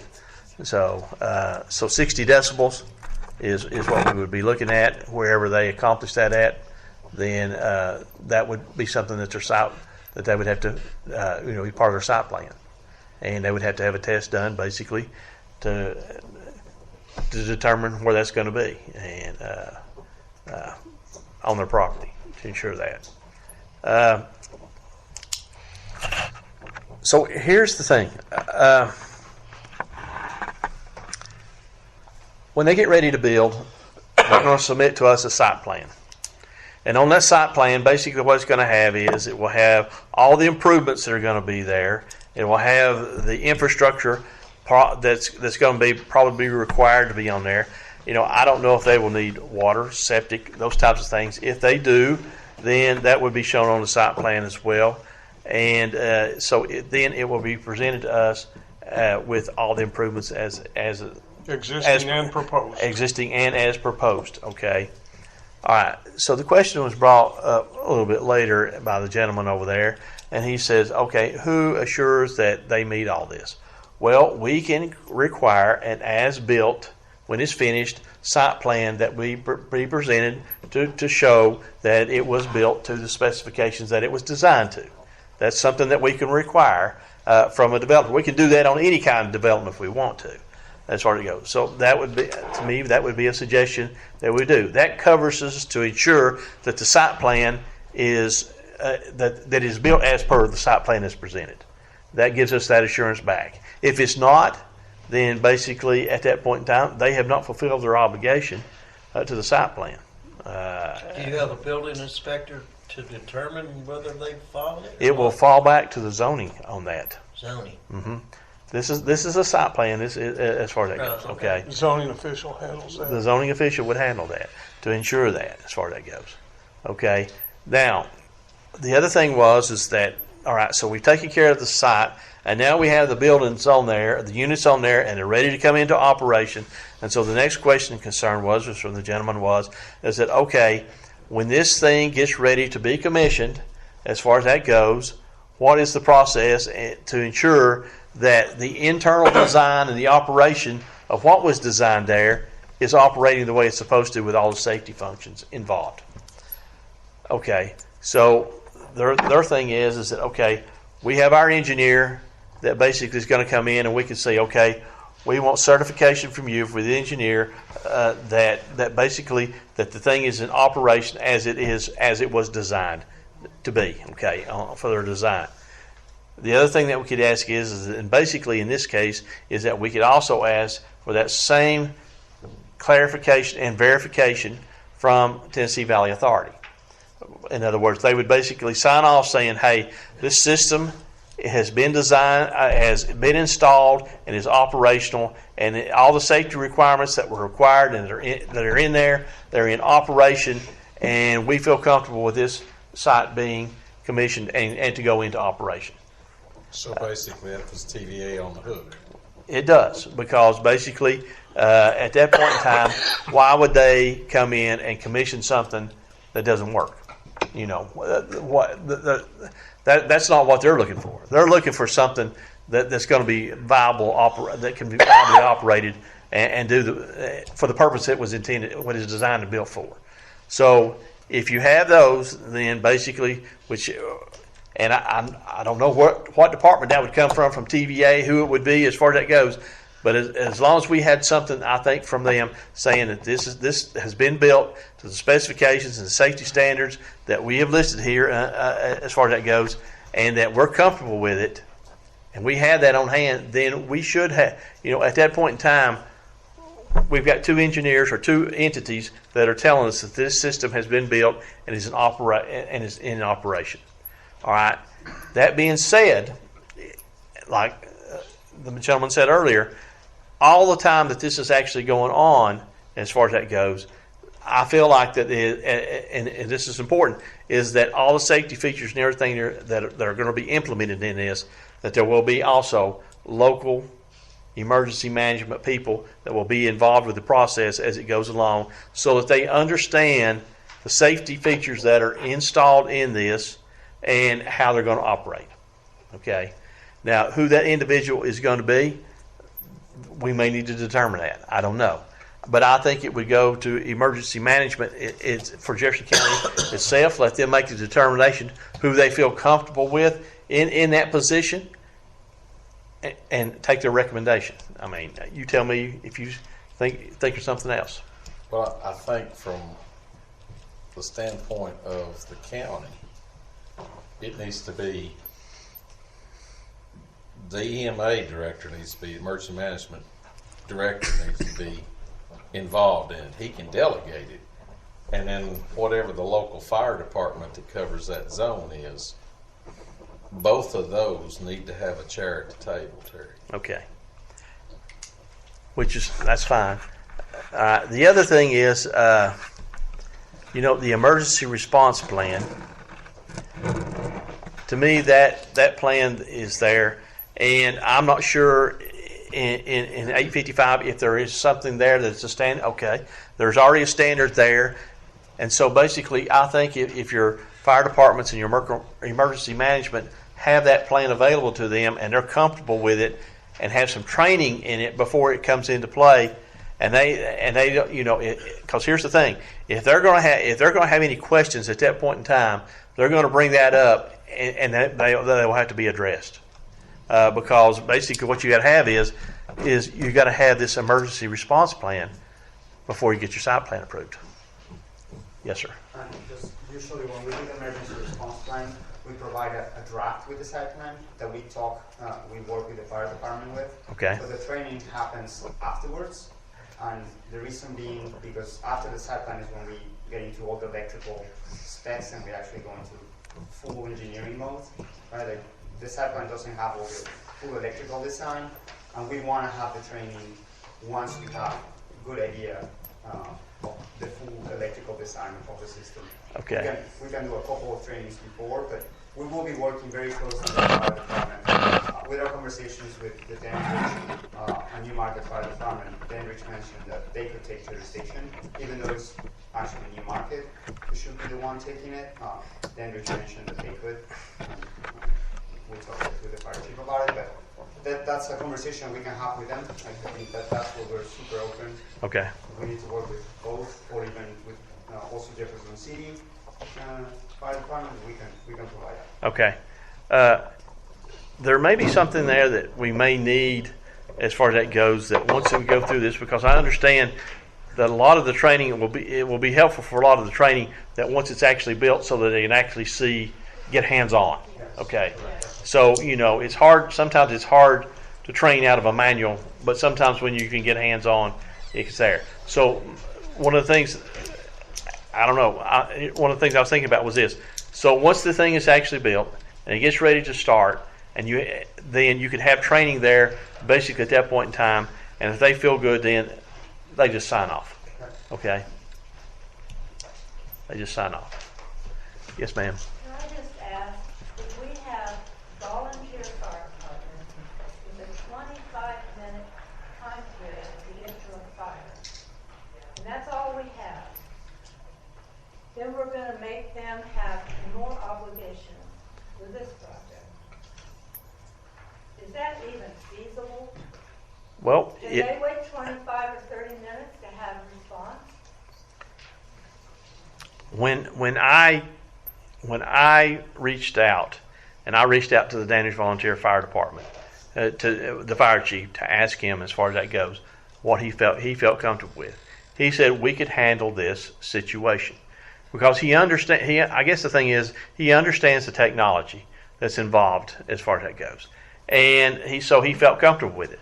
He understood about UL 9540. He understood about UL 9540A, and he understood about Standard 855 because it's something that he had reviewed and looked at. And then once he felt comfortable with the technology and realizing that basically what his response would be if there was something there, he says, I feel comfortable with it. And so, and that was after the conversations that he had with the meetings with them. In answer to your question, that's the best answer I can give you. You know, they told me he had no problems with this. Yes, Katie. John Bill mentioned this earlier. Is there a way to put in there where if a company like this comes to town, they have to provide the cost of the training and the equipment to the fire departments? Because it's not. Our fire departments are constantly raising money from the citizens because we don't even have enough money to fund them.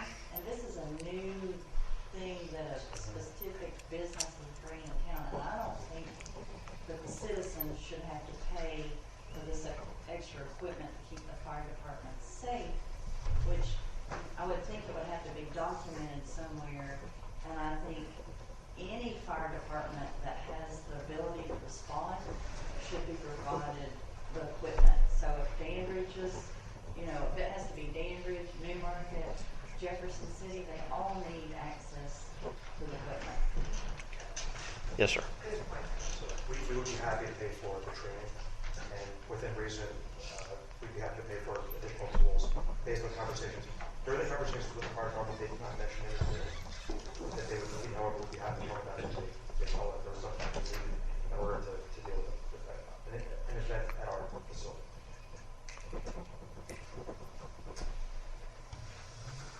Would you be willing to, or what do you think about maybe actually relocating one of the fire departments to the Piedmont area and have it on the site?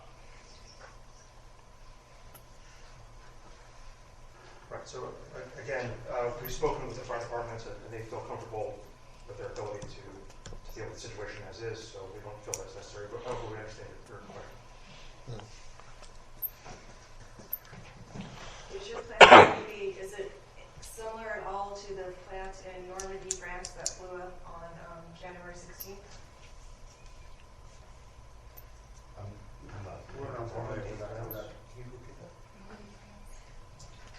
I just got on the internet, there was a plant on January 16th in Normandy, France. It's a lithium-ion plant that blew up. We are not familiar with that facility. If you could give us more information. It's online. I just typed in lithium-ion France. In France, they don't necessarily need to comply with the NFPA. What water department serves this community? What water department? Shady Grove. Who? Shady Grove, I think. Yes. Did you mean fire department or water department? Shady Grove, yeah. So. Question, sir. Yes, sir. Is there another plant being planned off of Bays Mountain Road? Not to my knowledge. No, sir. Not to my knowledge. No, not. If there is, nobody has approached us in regards to that. Substation is up there. No, sir. Not to my knowledge. No. Anybody ask them what the worst case scenario is for this? I keep hearing it's not going to catch fire, it's not going to spread, not going to explode. Everything I've looked at and everything I've researched says stuff can catch on fire, and when it does, you can't put it out with water. Am I correct with that? You don't put it out with water when it does catch on fire? So, that's a yes or no question. I'm sorry, but do you put it out with water?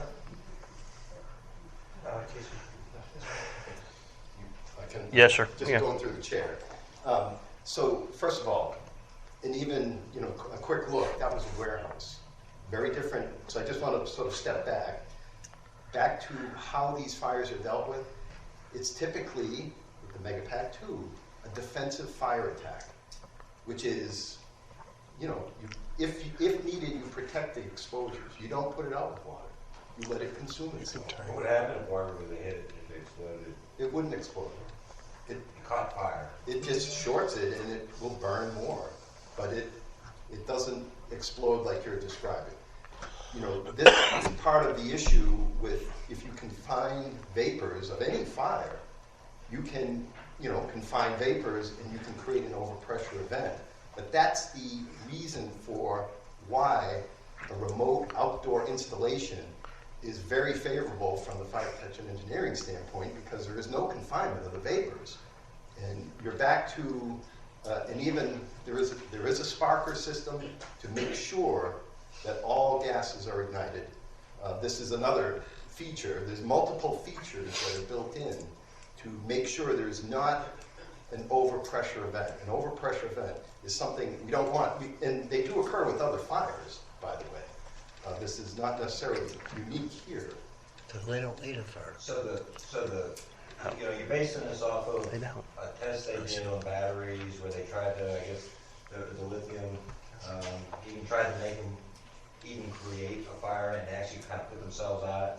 Is that what I was kind of getting at when that test that happened that somebody performed? So there's been many tests. There's been a lot of tests on electric vehicles, on energy storage systems, and so forth with lithium. You were specifically talking about a certain test at a site or something, as far as. Oh, yeah, the UL 9548 test. I guess that's what it was. And then trying to make it catch fire. Yes, that is the UL 9548 test. That's only done one time. It's done to however many times are required for the AHJ. Right. According to the 9548 test, you test the cell, test the module, test the enclosure. So there are multiple tests associated with the 9548 test. So worst case, worst case scenario, what happens? Something bad happens. What do we wake up the next day and the worst case scenario happens to this facility? The worst case is fire propagates between the units. Nobody knows nothing happens, nobody saw anything. But the tests are showing that it will not propagate, and this gets back to even having rapid fire department intervention. It's like, well, they basically come as a defensive fire attack, and that's why the fire chief and I are just like, we show up quickly, but then what? Yeah. So no fumes can get out of the box and spread out into, no fumes can get out, right? Well, it's anything that burns will have off-gassing. And how poisonous are the fumes? It's like any other fire. I mean, it's really the same as other typical fires. Like in my fireplace fire? Well, and I'm going to say like a car fire, like a structure fire, because there's a lot of stuff, but it's very similar, and it's been highly measured in that case with the energy storage systems, because this is a common question.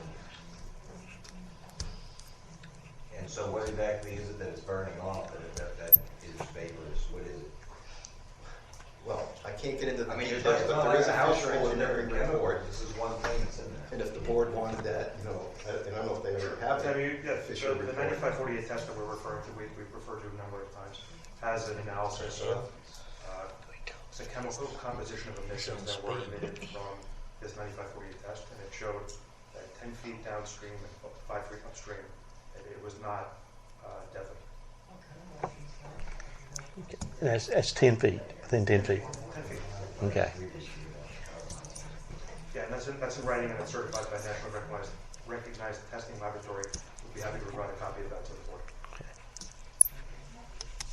So, if you have a fire, it's contained in your storage unit. So do you have monitors inside that you can see from outside, so rescue service personnel don't, even though the fire's not there anymore because it's smothered itself out, how do you know it's safe for personnel to go inside? So they're trained never to go in there. They're trained not to open the doors until they'll have temperature gauges. I mean, like week, month later, it's gonna sit here. Like, is there some trigger amount where you ship the whole storage container away? Sure. Or if it's just one or two, like you have monitors in there that. So I just want to say that this is the battery management system and all that, and there's additional detection, gas detection, all this stuff. It's among the most censored thing out there today. There's so many sensors continually measuring everything because they're trying to measure the health of the unit. Never mind if there's a malfunction or something anomaly happens, and it's like, okay, there's a bigger problem, and we're getting multiple measurements, and they don't know what that is. Yes, we're measuring to the second every cell, voltage, temperature, and all the time, 24/7. That data is being gathered because of the health of the system. That we need to understand degradation, we need to understand performance, we need to understand any malfunctioning. Before any thermal runaway happens, our center of operations knows it way in advance and shuts down that remotely. If remotely that fails, you still have passive solutions. So that's the worst case scenario is all the internet and the remote part of the equation breaks, right? There's no way for us to talk to the system. That's what this test shows. Propagation won't happen even if we don't have a way of remote controlling the system. But that would be the worst case scenarios, assuming that Jefferson County doesn't have any internet at all. So. What's the name of computers?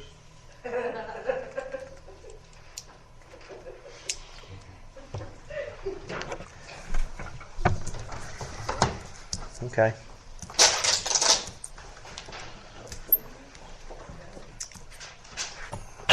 So you're taking your notes, Asa? Okay. I feel better. Okay. Well, I hope they've, people had, it's like anything new that we have here. There's fears and this, that, whatever. But, I got a question, Mr. Okay. And I know that you all said you all want that you're going to build it and you're going to own it and this is operating. But somebody buys them out, somebody decides to sell it. What do we put in the regulations that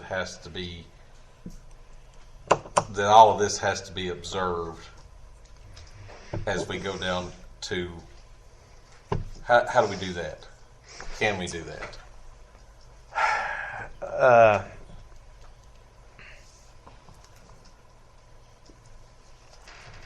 We could start the process if there was going to be a new owner. We may start this process sort of over again to go through with them the very same thing that we've gone through with you, and to get the same assurances, because we could say this is a recommissioning with a new owner, and basically at that point in time, whatever the requirements were for us to commission with this group might be necessary again with the second group. What we usually do with those situations, many acquisitions, and this is true for all the contracts that we do on a project, is that the new owner, in the case of an acquisition, they will have to prove to the AHA that they are equipped and they have all the experience to do what we will do, or that we will represent in what we're going to do. So they need to show that they're capable to operate in the battery energy storage system the same way, that they can follow the standards and codes that we're proposing, that they will have the personnel and the network operation center to monitor the system. So I think the way and this is true for you, but this is also true for landowners. This is also true for our contracts with operation and maintenance people. Right? Everybody that contracts with the project has the same concerns. Is if we will not be the owner, are you going to sell it to somebody that can perform? And I think that's the way we solve it is any owner or anybody that takes over the project should be able to prove that they can perform as we represent it. And that could be another condition, and you could say that, as we said, we have no intention of selling. Okay. I understand, but if somebody comes on with 2 sacks full of money, and whoever's your boss is going to say, sure, right. So I just want to know that, and I understand what you're saying. That I like. Okay, so I understand for that. So here's the thing. I think once you go through the first commissioning step, and basically at that point in time, their engineer has signed off, TVA has signed off, and basically our people that are involved with this in emergency management, whatever, are comfortable with what they've had and seen as far as their training. Okay, so that commissioning is for them. If that changes, I think the new group would have to go through the same commissioning process and prove to our emergency management people that they're competent and everything else to do it. And so then basically you would have a second commissioning, or ever how many times that is going to be necessary and required. The other thing is that, and this is the one thing, is that if that were to sell and at the next commissioning, as far as that goes, they may come in and say, we've got a better technology, we want to do this, and we were going to say, okay, we may require them to submit a new site plan if the site were to change or whatever, and then that new technology be commissioned with that new owner. The commissioning bond's going to be the surety. I'm sorry, Mark. The commissioning bonds, it's going to have to be to the site.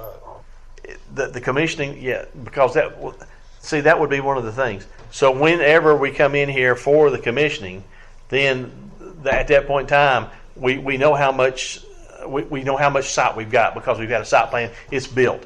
Then we would determine what the decommissioning bond would be at that point in time for that site, would we not? Because we know what we've got. All right. Let's say, for instance, then basically we say, all right, we feel comfortable with the decommissioning bond, and say in 5 years we want to look at it again. And depending on inflation, it may take more to decommission this plant or whatever. If there's a new owner that comes in there at that point in time, and we have a new commissioning, I think there would be a new decommissioning as well bond, because they may go with a different technology that may require more funds to decommission the plant. So we're not binding ourselves per se. If there is a new owner and basically at that point in time and they're going to recommission under the new owner, then we would also change the bond for the decommissioning plan as well. They may come in with a totally separate technology. They may want to expand if they can or whatever, but whatever they decide to do at that point in time, it would be on the new owners to comply with that. Just one question on the concept of recommissioning. So we come here, we approve the site plan, right? Yes. Then we go into construction, we operate the project, and let's say there's a change of ownership, right? That this project is being operational.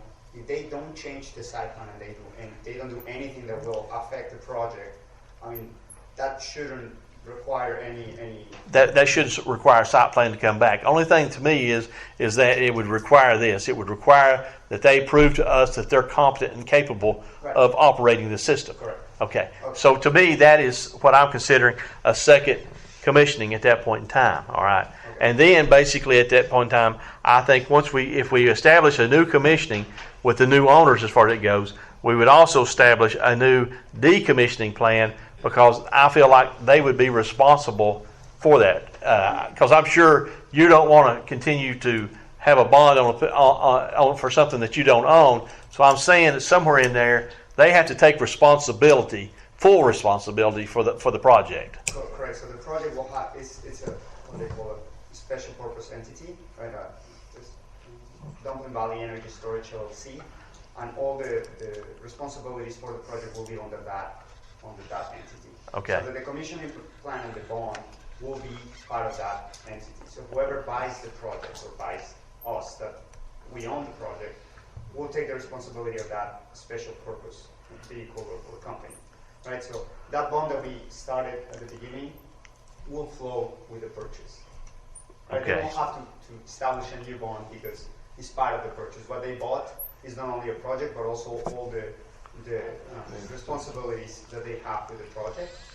And the decommissioning plan, the way we do it, and I think we're open for your suggestions, is we present a draft during the site plan, or we just mention what's going to be the plan. The 5-year, we usually do a 5-year kind of repatriation for inflation and for any changes in the cost of the materials. And that's just every 5 years we would do it. But the number will actually come when we commission because of the actual cost of the system. Right, that's what I'm saying. So, yeah, that's why, yeah. You know, here was one of the things that we discussed and I wasn't sure about, but I wasn't sure exactly as far as if, let's say, for instance, that something happened and basically that we had to call in the bond for a decommissioning bond, okay, as far as it goes, in determining how much that bond had to be, okay, because there's a difference between actual cost of building the plant and which may be more than what's required to decommission the plant. So what we're trying to determine is how do we come up with that cost? And so I was curious if there were companies out there that basically did that, and if there were 3 and we got submitted bids based upon the design of your plant at that point in time, and then we would determine how much that decommissioning bond would be. What we usually do is we work with a company called Stantec. It's a very large company that works on these types of decommissioning projects, and they provide the first estimate. Okay. We can look for another couple of companies that will provide other estimates. Okay. So we can contrast and compare, but they will be the ones actually providing the decommissioning plan for us is important that comes from a third party and not from us. So you get, I mean, it's not us telling you. Right. Yes, and that's how what this is going to work, but it's them telling us how this should happen. Yes. Yes. And I mean, Stantec is the company we usually use, but yes, we can work on a couple other. Okay. Okay. When you're talking about decommissioning, and we're talking about it, I want to kind of, at least for me, Okay. I'm talking about totally cleaned up, ground restored, plant field corn on it, whatever. I mean, To the same condition. to the same condition that you all found that you started at day one. Remove the concrete foundations, remove the conduits on the. Okay, I just kind of wanted to get that done. Absolutely. So what we're talking about is make sure everybody understands that. Okay. I'm Melanie Davis, I'm the attorney. Just a question, you're talking about change in ownership, you're not talking about if the entire LLC is sold, but you want to deal with who owns the LLC, correct? You're talking about them.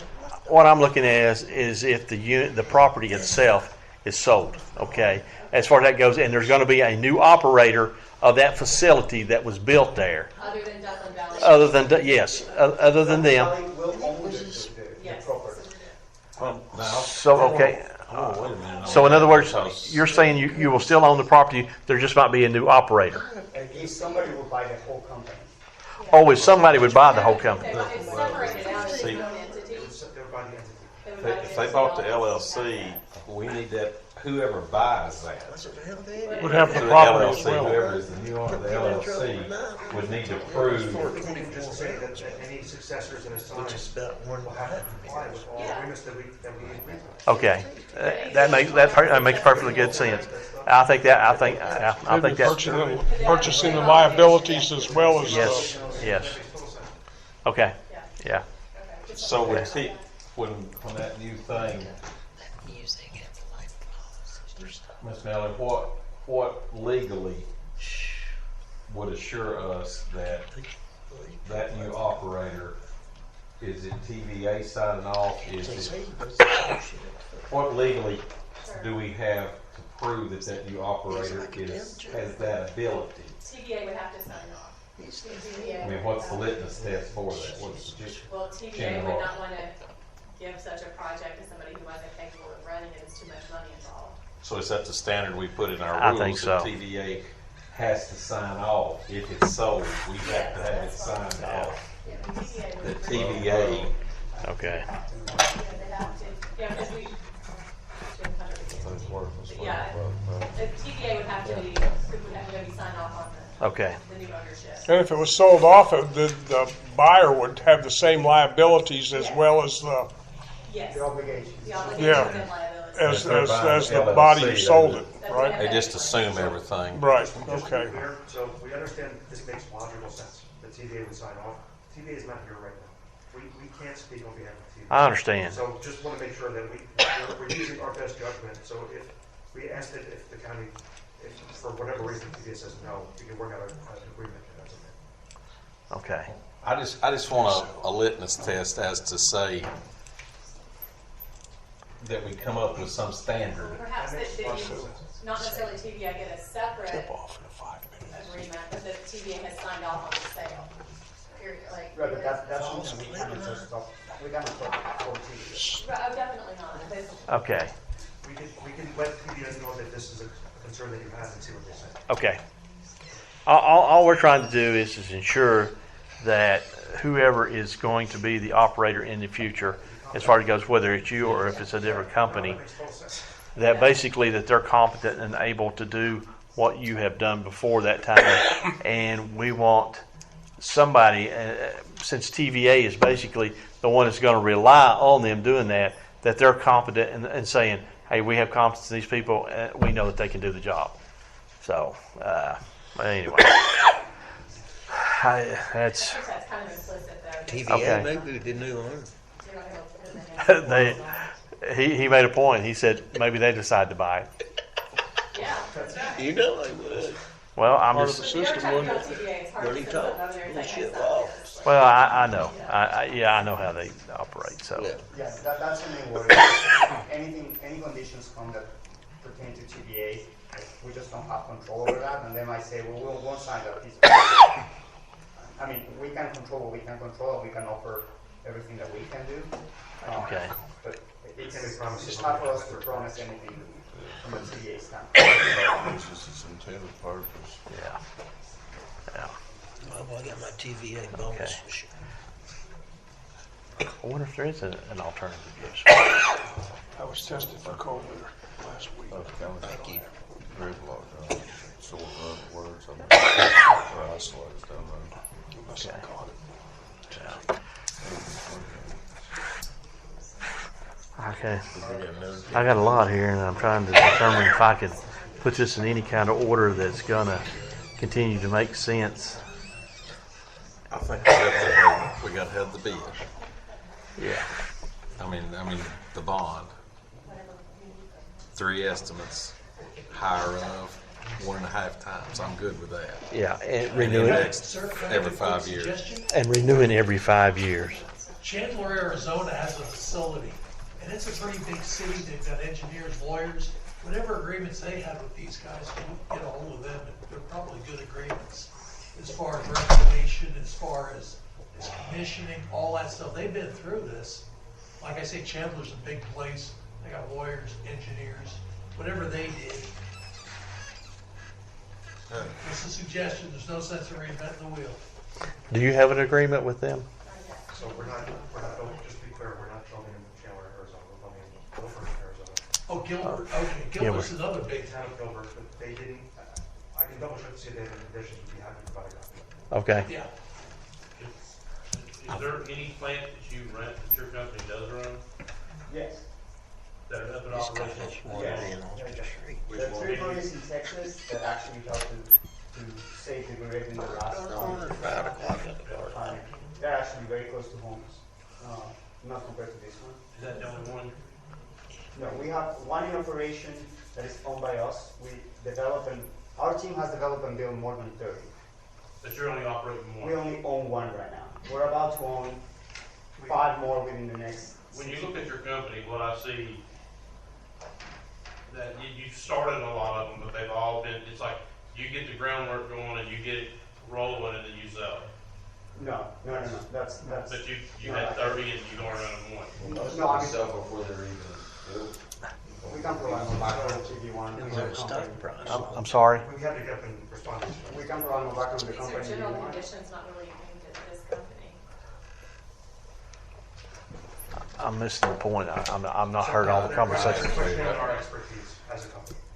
Oh. I just think it's not all that relevant to the conditions that you want to Not the expertise, just Our experience. just, no, not actually your experience, but what your company stands for. Like you said, you wanna run this company, you wanna run this plant, but own and operate. But what I see your company doing is starting them up, rolling, selling. Because like I said, What do you think? started a lot, but you're gonna run them once. Start down the list. Okay, we can. That happens with all projects, but that is not true. As the name of the company. Okay. We gotta get these. All right, we need to get up. We need to. All right, so here we go. Okay. All right. Where'd David go? Bathroom? I'll write it down here. Okay. What do you got for? I think the bond, we need 3 bids. That's decommissioning bond. Decommissioning bond. We need 3 bids, estimate quotes, whatever you want to say. And then every 5 years, index for inflation.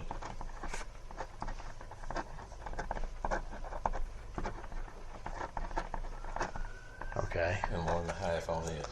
All right. So whatever the bond comes in, as far as that goes, are we going with the high bid? Average the bids? How you want to do that? Average them? I think what it does is there may be one guy that comes out there and says, you know what, I'm just throwing a bid out there. I don't really, and we're getting in, and the other guy's saying, just trying to get to work, and then the other guy that comes in the middle somewhere. So if you average the 3, what they come out to, and then take 1.5 times that, I think it would be covered. Would you not? I think so. So you would average the 3, quotes, and then it would be 1 and 1.5 times that average. Yes. Yeah. Okay. And I think we got.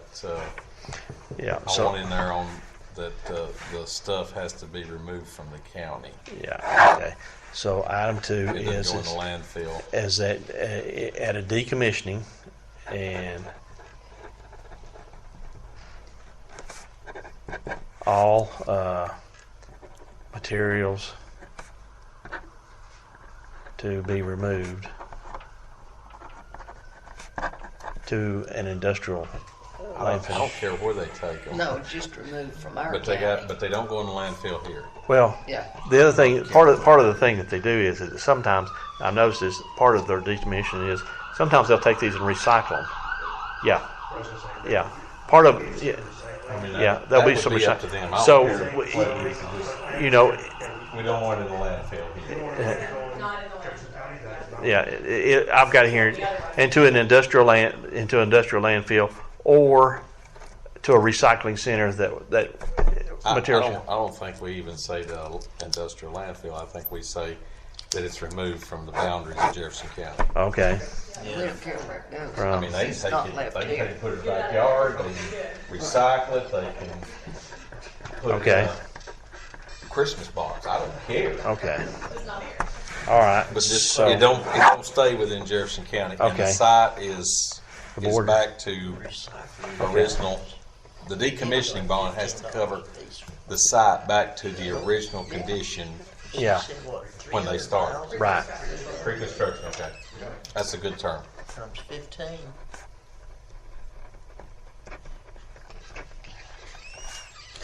That's support that. Okay. Uh, What about let's see? Any specialized training and any equipment within reason. I mean, I'm not talking about buying them boys new fire trucks or anything.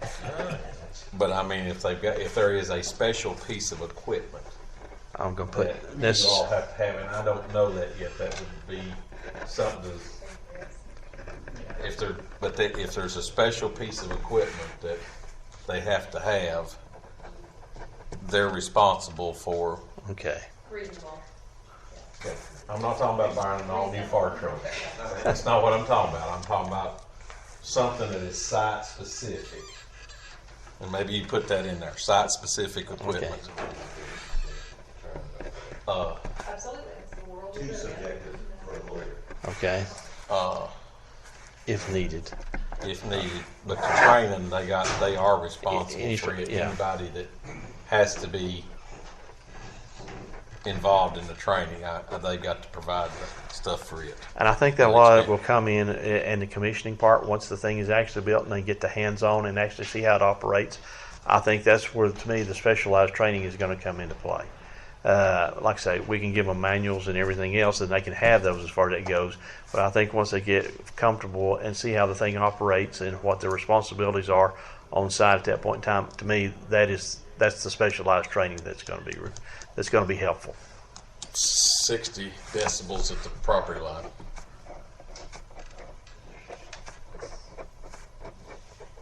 No more than 60 decibels, I guess it should be. Okay. Can I throw out something on the fire department training? I know in this area, we have 3 main fire departments that we work with. That is Dandridge, Newmarket, and Kodak. Mm-hmm. On that side of the county. On the Right. west side Yes, of the sir. county. Yes, sir. I would suggest that anyone that is into the mutual aid also come into this training. If there is any special equipment, I suggest 2 of them needs to be purchased. That way another department has a backup. Okay. I don't have problems with that. And I talked with, that was one of the things when I was talking with the fire chief from Dandridge in regards to that, because I knew we had the mutual aid, and I said, because we're not sure sometimes the way that we're spread out, who's going to get there first. And so basically, I agree. I don't think they have a qualm with how many people come and get the training. I think they're willing to provide that. And if there is special equipment that need, and here's the thing, some of the special equipment that may be there may be actually just stored on site when the firefighters get there. Yeah. They don't have to carry it in their truck, it's already there. Exactly. Yeah. And I don't think they have had any qualms with that as well. And so, because I told when I was talking to my fire chief, I told him, I said, hey, what do you need as far as that goes? Can you tell me? And after he looked at it, and then he said, there may be some things that we need, but he says, I don't think it's going to be major. So But do you know where the closest water is in that area? Do you know where your closest hydrant is? well, see, They've already said we're not fighting with water. Right. But I hope. you got to protect your exposures. You let it burn, you protect your exposures. Your closest hydrant to that location is the dollar store on Deep Springs Road or at Piedmont Elementary School. That is your closest hydrants. well, part of the thing is that when we look at it, as far as the site plan goes, and we let the fire department look at it, they may say, we need a hydrant here. But I will let them make that decision. The problem I have with hydrants in sometimes in Jefferson County is that sometimes you don't have the pressure. No. And so it's useless to put a fire hydrant there if it's not having the pressure to operate under. And so what we found is that for Shady Grove, they make that determination. They tell us, they said, yeah, you can have a hydrant. No, you can't have a hydrant because you can put one there, but you're just wasting your money because it's not going to operate that way. But I'm sorry to interrupt y'all. Okay, all right. The security, fencing and the security of the thing, we need to address it. Okay, all right. So let me ask you on the fencing. So let's say, for instance, they have 30 acres, but they only utilize 7. Are we going to make them fence in the whole 30 acres? Or is it just going to be around the I would just think, the actual? I would think the facility. The facility the use of itself. the facility. It's got to be secured. Okay. That's the way we treat cell towers. Right. We don't make them do the whole. Yeah. Okay. They don't have to use the drop zone, but they've got to secure Okay. what they're using. Right. Yeah. Around Usually it. about 100 by 100 square for cell towers, just as an example.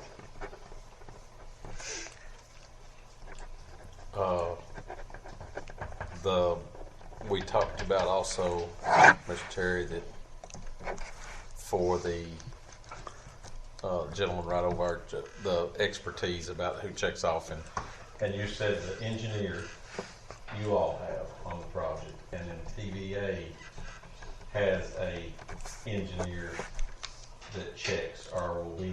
There's going to be somebody at TVA that will need to provide a sign-up for us to be able to turn the system on. And we need that.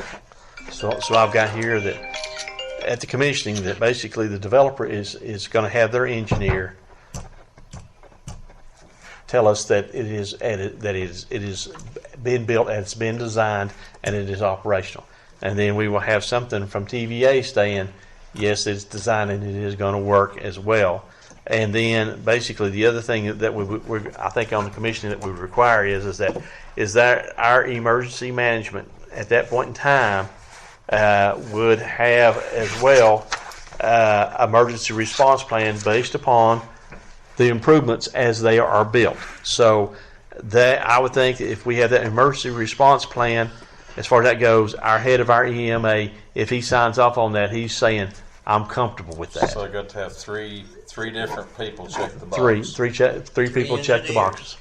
Yes. Engineer theirs, engineer TVA's. And our engineers. Do we have engineers, county engineers? Well, whatever. Well, whoever, TVA, somebody's gonna. that says you all did your job. Okay, and then yeah. On completion, basically, you say that you can turn on the system and connect it to your grid. Just the difference between the emergency response plan, that we can provide as a draft on the site plan. Okay. And then we will work with the fire department before that, but work through it as we finalize the design. So by the time we commission the system, we have the final version. That's what I'm talking about. Before you turn it on, you got to have three different ones check a box. But I think what I wanted to make the difference is the emergency response plan is going to be more of us working with the fire department, and then the three engineers or the three box check is going to be more about literally turning the switch on, being able to commission the system. Yeah. Okay. And those are, from our perspective, separate. Okay, because what I've got here is that in the emergency response plan that comes up with, if our EMA director, as far as that goes, is comfortable and he signs off on that plan, then we know we've got an emergency response plan.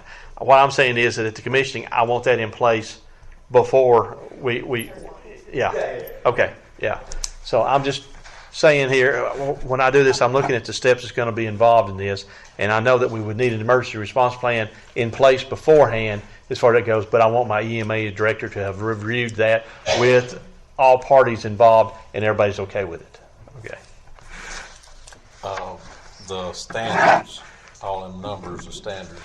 Okay. 855, 9540, 9548, all of that stuff. The design of the battery of the best system will be based upon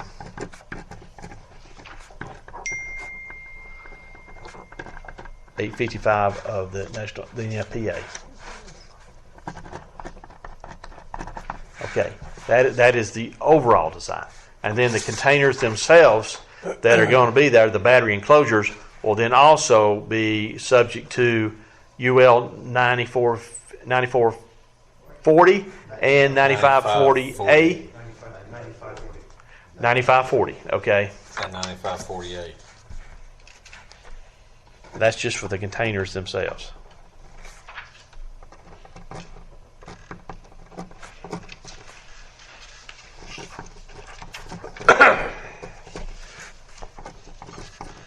And I'd like to have, what else they call it, with the test that you all referenced.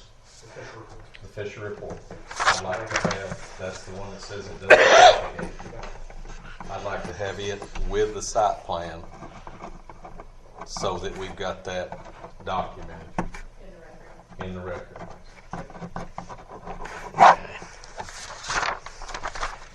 All right, let's see here. We've got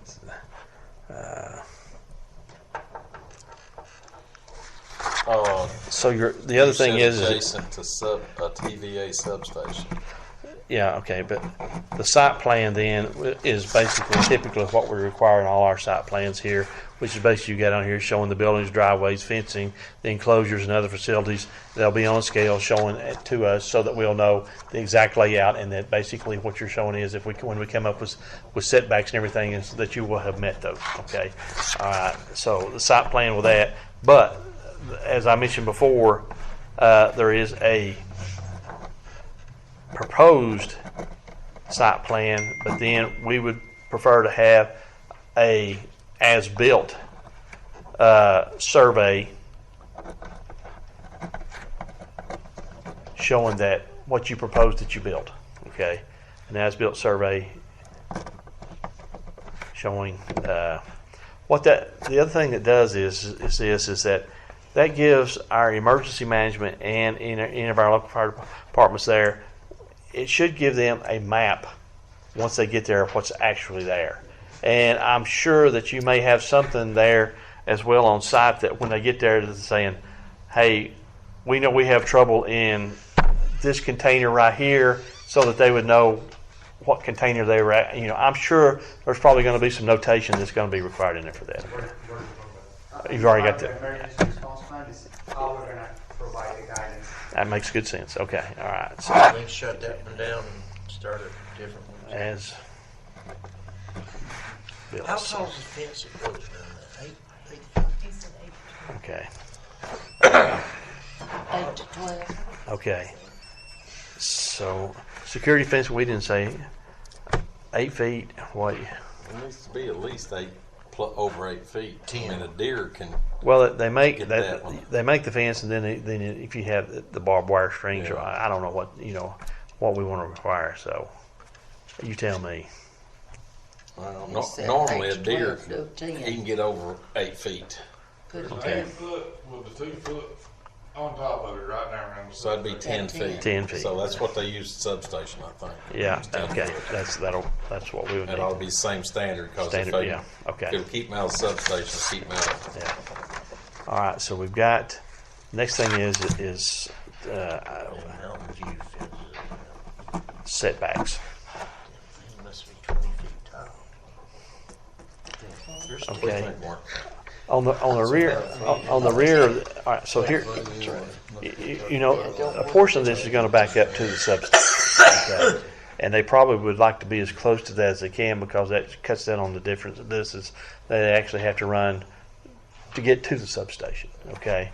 So for the rear on the setback on the substation,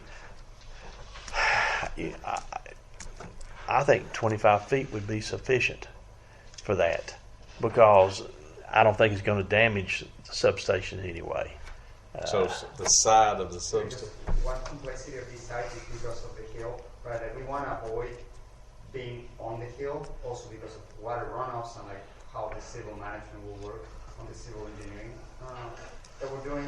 So we're actually, the batteries we're planning to have them where it's the flattest, so we don't have that problem. I mean, we're still going to do water management and having retention ponds, but we want to do it in a place that is not, it doesn't create the most amount of complexity from a civil engineering perspective.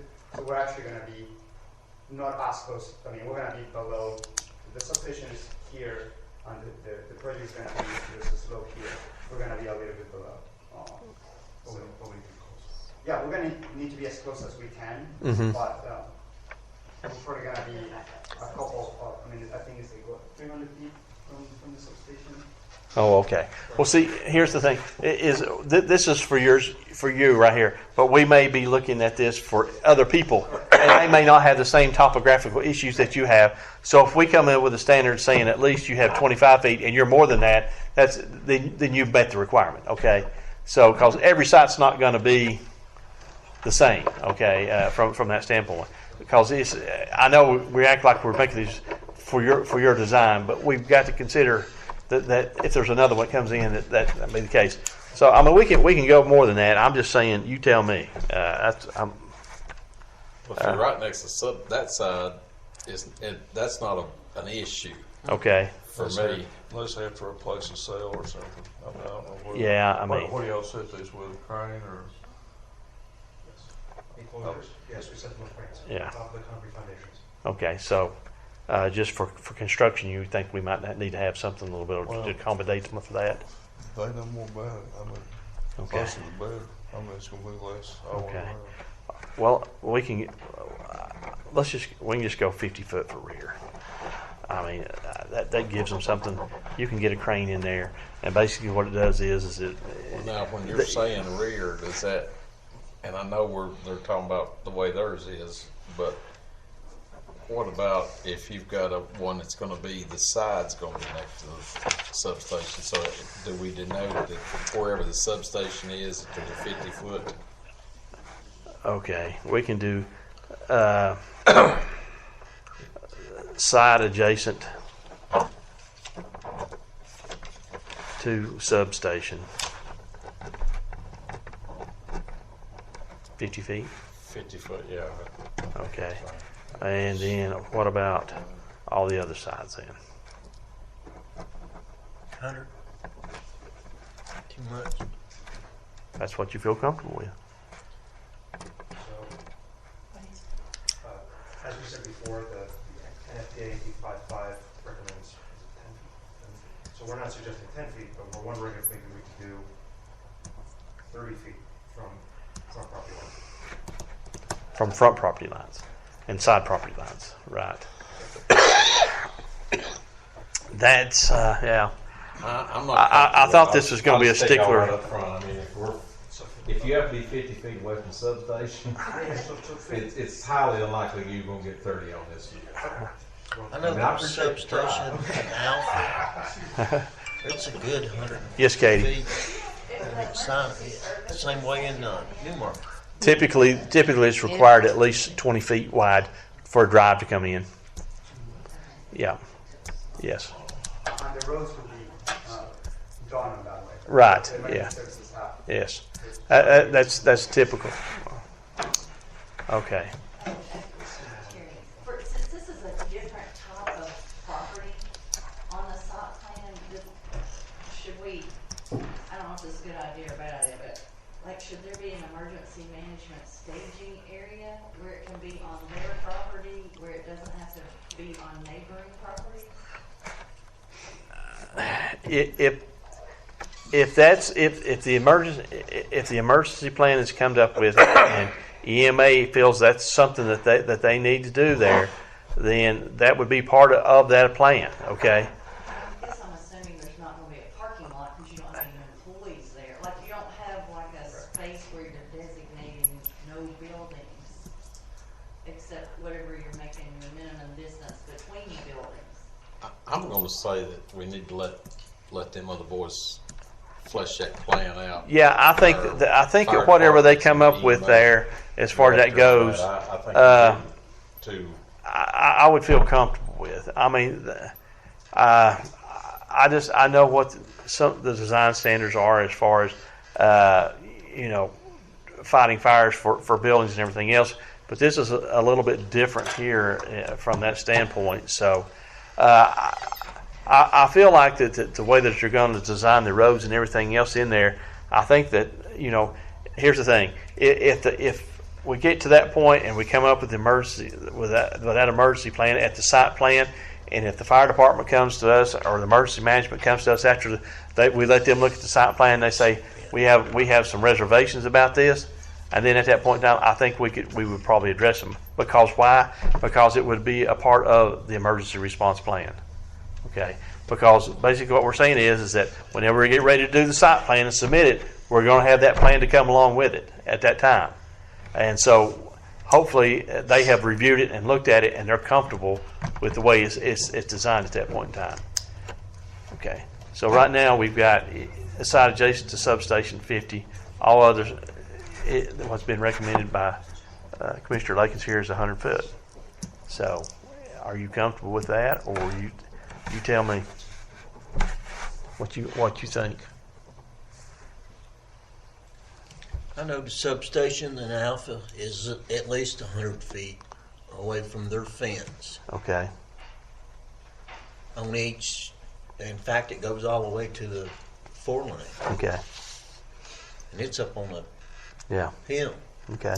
That brings up another point. Are we, when we're talking about the setbacks, are we talking about the fence or the containers? I think it would be the containers, because what if they wanted to expand their fence out a whole lot further as far as that goes, depending on their acreage? It would be containers. And the reason I say that is that sometimes when you run a fence and you're going along a contour, you may say, you know what, if I move this 10 feet this way or 10 foot that way, it would be a whole lot easier to build a fence. So I would think so we're saying the setback is based off the... And typically setbacks are based on your buildings, your structures. Yes, correct. Mm-hmm. Yeah. 100 So... feet? That's a long way.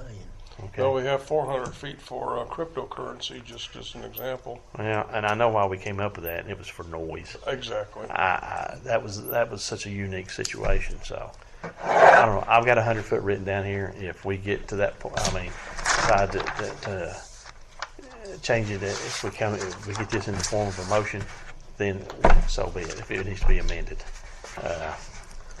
All right. Let's see. I got here. You got the decommissioning plan, right? I got the decommissioning plan. I got the commissioning plan, decommissioning plan, specialty training, and necessary pieces of equipment if needed, and it could be site specific depending on what they may need there as far as that goes. It could be stored on site. I think that'll be part of the emergency response plan. 60 dB at the property lines. Security fencings around the immediate improvements as far as that goes, and with a 10 foot in height. Okay. At the commissioning, we would have the developer or their engineer would sign off stating that the system has been built per their standards and guidelines, and it meets all UL 855 and all the guidelines that are there, plus any of the guidelines that TVA may require for them as far as the transmission from their facility to their facility as far as that goes. The next then would be EMA, which was basically saying at the point of time of the site plan there would be an existing emergency response plan there, and that they would have signed off on it, and they're comfortable with that. So that would be basically when to me this emergency response plan will be presented when the site plan is presented as well. We will have their signature on there. So if we're saying that there's going to be 3 at the commissioning, we will already have 1 at the site plan. Then we will need the 1 from the developer's engineer and TVA, those 2 at the commissioning. So we would have 3 people that have agreed to, at this point in time, that they're okay with the commissioning of this plant. And one of those would be our emergency response plan through our EMA. And the EMA, when we're doing this response plan, the EMA in the county is going to have everybody at the table that's involved. I think so, yes. And that, just like the gentleman said here, because we do reciprocate with other fire departments there, I think that when we go back up here to the training, that anybody that was going to be responding to this fire that wanted to come and get the training, we can't make them come, but we can offer it to them, and if they want to do it, then they can. To me, it would be silly to turn it down. But there again, I can't speak for them. But the thing is this, we will offer them the opportunity to have the training. If they want to take it, then it'll be there. All right, so the next thing is the design will be based upon 855 NPA, and the container design will be subject to UL 9540 and UL 9540A. Okay. Minimum. Okay. We also requested that with the site plan that official report would be supplied with site plan, and the what report? A Fisher. They called it the Fisher report. Okay. That's It's the one that says it. Yes. That it doesn't propagate. Well, what it's saying is that if there is anything that I'm assuming that basically at this point in time, if there has been an accident and anything escapes and everything else, whatever the chemical makeup of that, it will be listed in this report. Is that correct? That's what I was thinking. Okay. Because I think that's what calms somebody's fears, because people may not understand exactly the chemistry and everything that's going on when this fire occurs. Okay. Everybody just assumes that it's just going to be detrimental as far as it goes. But in this report, it's going to tell you exactly how much and of what is actually going to be there. And I'm sure that the EMA will definitely want to have this in the results, so that anybody that comes to this site, as far as it goes, can know what to expect. Yeah. Okay. All right. So we will have a site plan as proposed that you will submit to us, and then afterwards, after it's completely built, you will provide us with an as-built site plan, so that we will know that it's been built to the specifications as far as from a civil standpoint, setbacks, and those types of things. And it will show on there that basically if there's any kind of detention or ponds or anything else like that they were built as they were designed. Okay, so that will be as far as it goes. Okay, so we addressed the setbacks. And I don't know if there is or not, there may not be, but just to cover it, if there's any state or federal permits. So we don't believe there are any state permits. We had an analysis done of Tennessee. Okay. State PUC requirements, and it's our understanding there are no just going to put here if If necessary. there is. If they're not, then It's like you're playing anyway. yeah, it is. In the future, sometime somewhere down the road, somebody must do it. The state may come in and say, "Hey, we have guidelines for another one," and so we would say, "Okay." So, all right.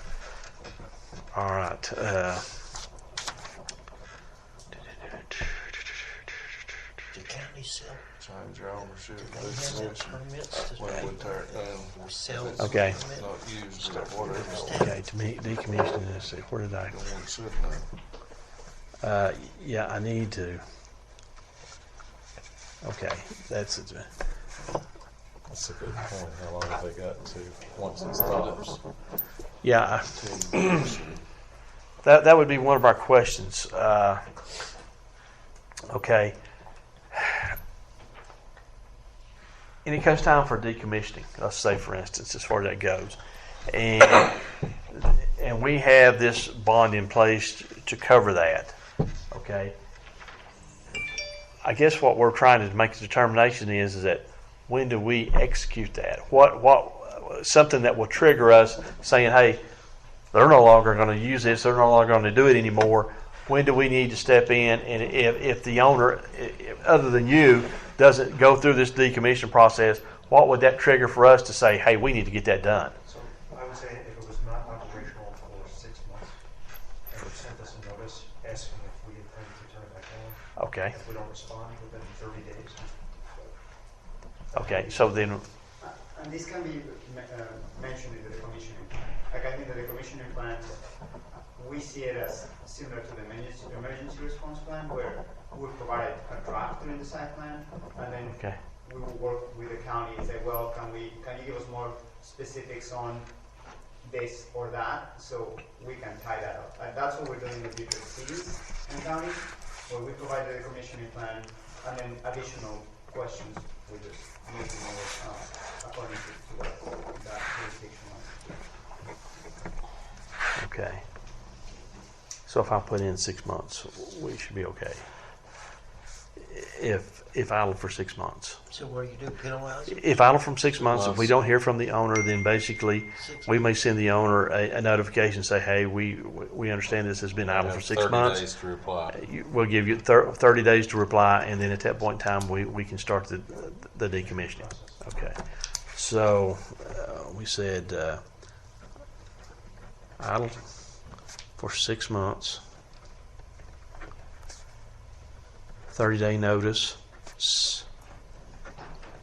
to owners, and then start decommissioning. Yes, no response or. Right. If there's no response, you may come and say, hey, There's a reason that we're working. well, there could be something that say, let's say, for instance, something happened to the substation. And they had, and they said, hey, we're not going to be able to take anything from you. You're going to be shut down for this amount of time until we get this substation changed. Or what if, for some reason, they lost a major transmission line and they said it's going to take us this amount of time. So there could be some extenuating circumstances out there that we would want to take into play. We would respond in 30 days. So- I understand that. Yes. Here's a question for you all. What is a reasonable amount of time if you say, hey, we're done with this? What is a reasonable amount of time to expect that you would start on your own to decommission?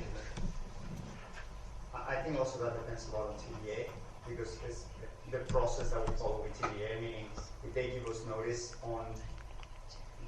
Yeah, but if you notify the county and say, hey, we're done with this, what's a reasonable expectation for you to start within 6 decommissioning? months, and Within it's 6 months. just Okay. because we'll have to then hire the company that will do this. Right, I understand. Yeah.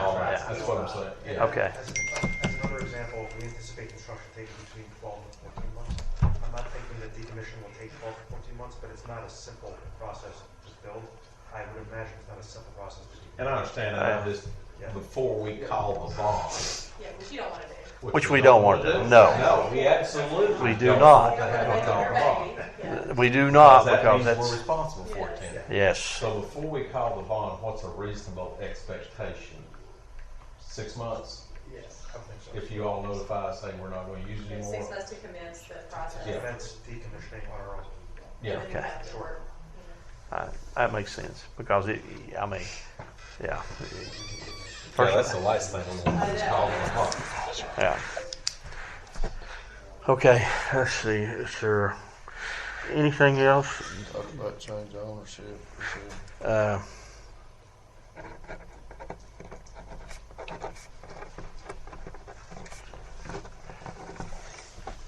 So the change of ownership, what we really wanted to know is that some way that we can verify that the new owner is competent and capable of operating this system in a safe manner that it's been operated in before, and somebody to give us that assurance.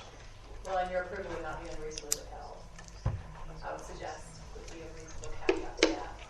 Okay. If you have to prove that your approval would not be unreasonably withheld. It's not that you can, because you don't like the way they look, you could. Right, I understand that. Yeah, we don't, we don't try to be biased anyway. What you have to understand is, by the time this comes around, there's probably a lot of us that won't be on this commission, and they're probably going to sit back and think, "What were they thinking?" So. Well, and that's why I say, what's the benchmark? Is it? See, that's why I was hoping that TVA would come in and give us some sort of assurance that the people who are going to take over are going to be that. In other words, here's the thing: I would feel comfortable with an engineer coming in and stating that the system that this new company that's going to take over, that it is in operating as it was designed. Okay, at that point in time, and then basically that TVA give us some sort of indication that they have confidence in these people that they can operate it safely. The issue thing that I mentioned before is it's very hard for us to do anything with TVA. But we could talk about having a third party validating these new companies. Okay. And just provide I'm them. open to that. If it's some way to say that they have the resources and the expertise. Somebody else. And they may hire you to do it. I don't. It's fine. I hope not. But yes, I think because we cannot talk about TVA, we can offer, we would pay a third party to offer for them to do the report on, the new owner. That's what they call it, owner's engineer. It's an engineer that will represent the new owner, and that engineer is the one that will can do any presentations. It's also, you could say that the test over sign would have to be compliant. Okay. 680. Yeah. I'm going to leave. I've got surgery at 8 in the morning. You're fine, Dave. I'll do it. I'll try to get these up to where we can get something, because we'll probably get this in I the missed motion. a little bit when I went Okay, out. we'll probably get this. We'll get this probably into a motion and everything, and so we get it adopted, and then I'll try to get it to you so that we can get it I'm typed gonna be up off and the rest of the everything. week, but you can send it to me or Jordan any first chance you get, and I'll make sure. All right, we'll do that, and then basically what it'll boil down to is at that point in time, we'll have this. We'll have to get it in a form, and then we'll have to start getting it around to the cities. But If I die on the table tomorrow with anesthesia, it's been nice knowing all of you. okay, Dave. All right. Well, I'm glad you're the ray of sunshine. Yeah. Oh gosh, well at least it'll be painless. Okay. All right. You'll be asleep. You don't ever know it. I won't ever know Are it. there other things? I've got surgery tomorrow at 8 in the morning, so that's why I'm leaving. Don't take it personally. Thank you. I just told them if I never see them again, if I don't come out of anesthesia, it's been nice knowing everybody. So they got any questions? No, I'll be fine, I'm sure. Okay. All right. Well, if they do, they got to comply to what we come up with at that point. So do you think I've got? I just want to make sure they understand what we're. Okay, yeah, I know. So you want me to go through these and again? Let's All right. go through them again. So here we go. Pay attention, sugar. So this is important. all right. So when the first thing is that basically, and I'm gonna put these in a different order probably, but at the decommissioning, I mean when we commission, as far at decommissioning, there will be 3 bids basically at that point in time to try to determine how much of a decommissioning bond that would be required. All right, so basically we take those 3 bids, or if we only get 2 bids, whatever, if we average those, that basically at that point in time of how many basically bids that we have, and then it would be 1.5 times whatever that amount is for the commissioning bond, okay, decommissioning bond. All right, and then we also stated in there at decommissioning that basically every 5 years we would look for inflation, and it would be adjusted according to that. Okay. The other thing is that once it's decommissioned, that all the materials from the property have to be taken from Jefferson County. Right. All right, and then also that the condition of the land itself has to be brought back to pre-construct as it was before at pre-construction conditions there. The other thing is when we determine when decommissioning will take place. If it has been idle for 6 months, at that point in time, the county will send to the owners a 30-day notice to the owner stating what are your intentions. At that point in time, if they say we're going to decommission the thing, then the bond would stay in place until they do actually decommission. At that point in time, then the bond would be dissolved because we don't need it anymore. Okay. If at that point in time, after 30 days, they say we're done, at that point in time, as far as that goes, and they give us that notice after the end of the 30 days that they're finished and they have no intention of doing the decommission, then we're going to have to call the bond in and start the decommissioning ourselves. And so, ever how long that takes, it takes. Okay. So I think that is some of the conditions that we have looked at here for decommissioning. Is that correct? Have I missed anything? All right. Another thing that we talked about is that if there's any specialized training or necessary piece of equipment, if needed, as far as that goes, reliable. I mean, which I say here, it would be site specific. In other words, if they needed a thermal imaging camera that they had to have right there to go down there to look to see what the heat is inside those things right there, I'm not saying that every fire truck that there had to have it. There could be just like a Knox box or something like that, to where one of those could be actually stored on site as far as that goes, and they could go in and get that piece of property and go there. Because here's the thing, you never know which truck is going to actually show up. And if they don't, and you look at all the trucks, so you're going to say, okay, so every single one of them has a thermal imaging. I think if you had one on site that they could access and they had the training on how to use it while it was there. I don't want to be unreasonable for what they have to do, and I think it should be site specific. So, and if it's stored on site, that's fine too. Yeah. Okay. Lock it up. Yeah. Okay. All right. So, and I think that's, I think it's good. It's good. Here's the thing: is that if we ever to have another one of these, as far as that goes, and we've gone through some of this, as far as the next group that comes through this, they're probably going to be pretty comfortable because they're going to say, "Hey, how's this affected you?" And I said, "Well, it's done what it's supposed to do," and as far as it goes, so that would. I'm not saying we'll have any more, but if we did, then we've covered some things right there. All right. We've said 60 dB at the property lines. I don't think you're going to have an issue with that. Okay. Security of fence around the immediate improvements, at least 10 feet high. Okay. At the commissioning, basically, there's 2 things that we want at that point in time is this. Beforehand, we will have an emergency response plan that will have already been approved when the site plan is approved. So that's one step and one signature that we feel that we need on there.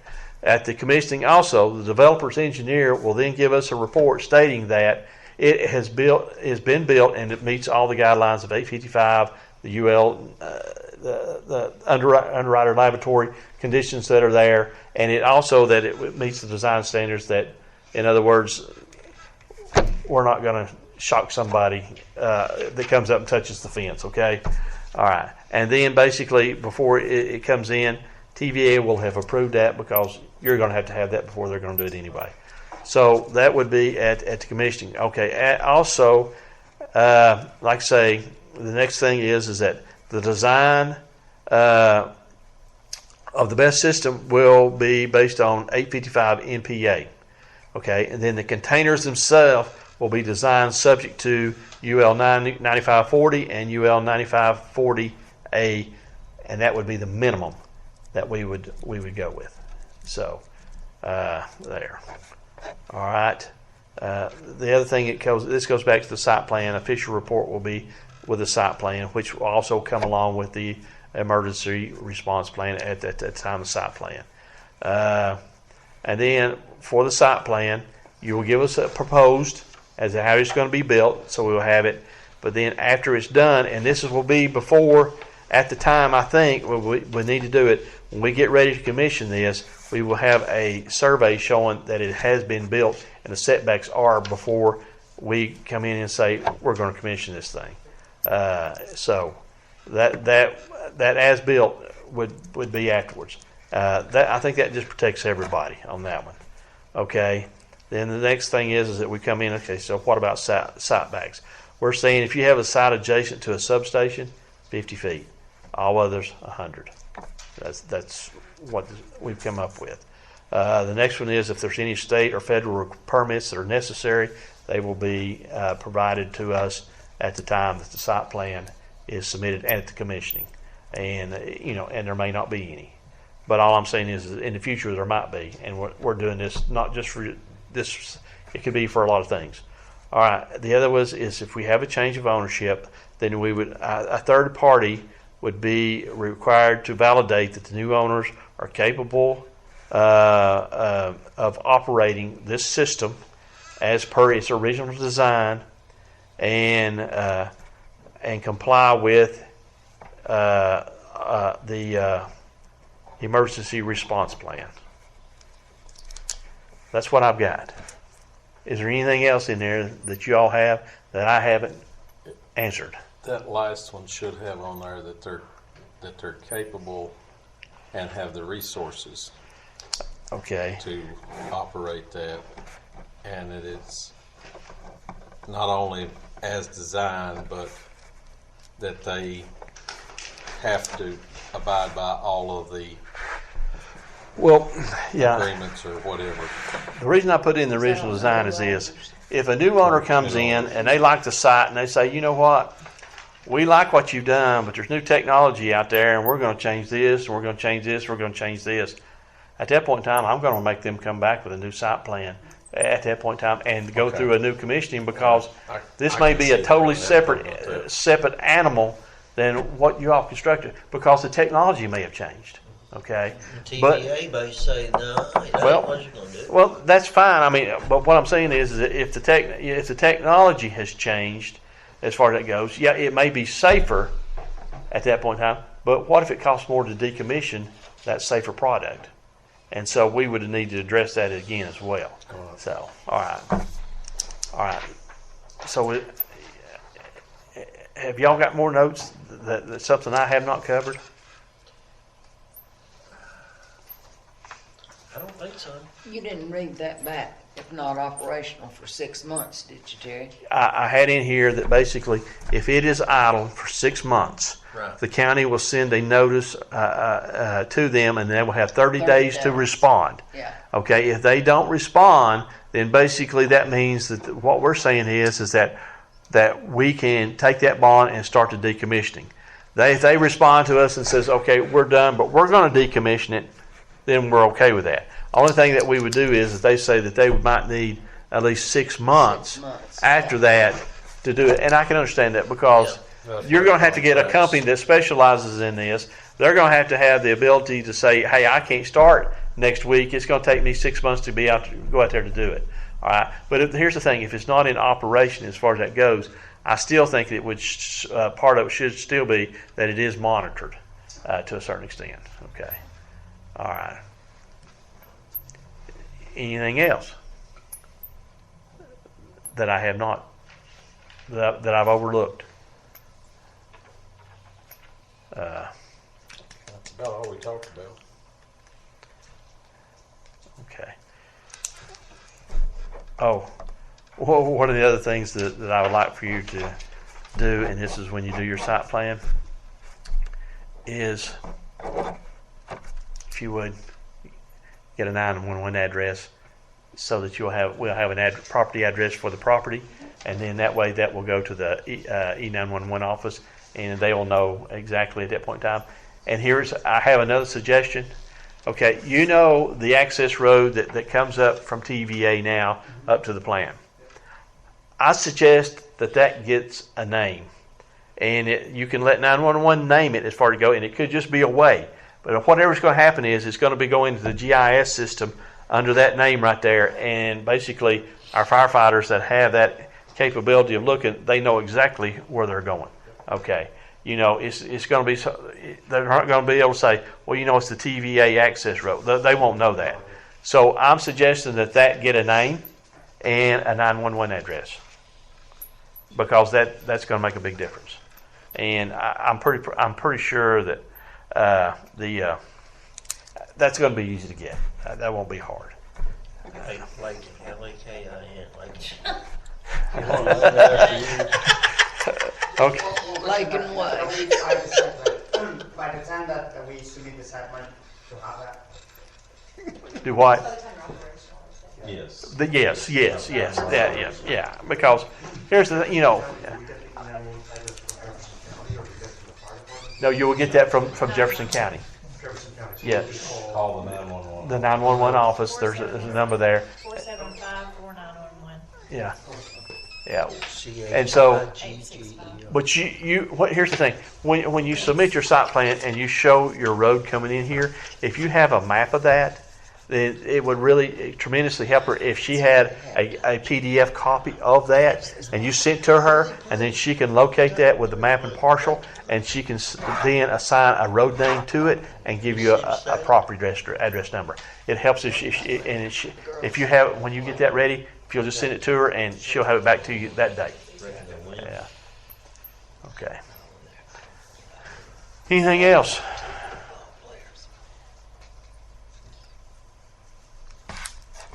Sugar way.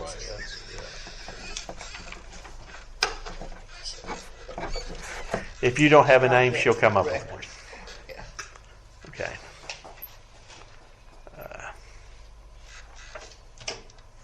Speak now, forever hold your peace. You either, the thing is We're this. going to end up adding to something. Well, I mean, you know, if we have we covered a basis? I think we have. I can't think of anything else. I mean, you know, I'm sure there'll be something as it goes along after this gets built. That may be the case that that always happens. To the next one. The next one. Yeah. Okay. Chinese spy balloon. We can this one. All right. So my question is do you feel comfortable making a motion based upon this tonight? Is these are the conditions of what we've got? Yeah, I'll make a motion. You do? Yeah, that we accept. I got a proper motion. Yeah. Based on these points that we've Based on what we've done tonight. That's your motion, Chicker. Tell us how this. We'll talk about the spy balloon next week. Okay. I got a motion. I'll second. And a second. I gotta go deal with them two damn bastards. Okay. All right. Choke one of them out. Any other questions? All right. All those in favor, aye? Aye. Any opposed? Okay. So the next step will be, this will be taken before the 3 regional cities planning commissions for them to review, and then it will proceed to county commission for their approval. So based on these conditions that we have right now. Okay. All right. That would be June or July. Well, it depends. Y'all meet in April. You meet in April, so it would have to be July, at least July. Does it take 2 readings? No. But they don't meet, they'll meet in April. Meet in April. Will you do it in April? I Well, mean, you we'll won't be have through- it done through the We'll be through the 3 cities in March. Oh, well, you could get it on April's agenda then.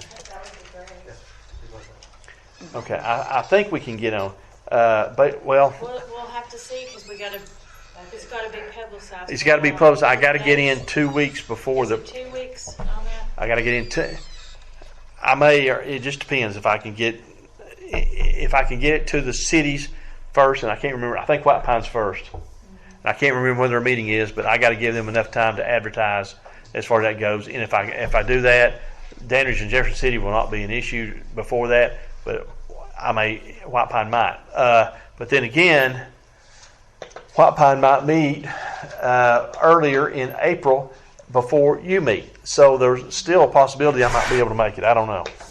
We'll know. I'll know more about that. But anyway, If not, then there'll be a meeting in June for the budget. And it goes on that one. Okay, but that's sort of what I'm trying to accomplish.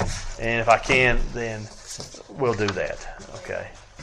All right. Thank you very much. So if we see something tomorrow, just confirm if there's anything that we need to do in order to ensure that happens. For that, basically what I got to find out is if I can meet the meeting date for the city of White Pine.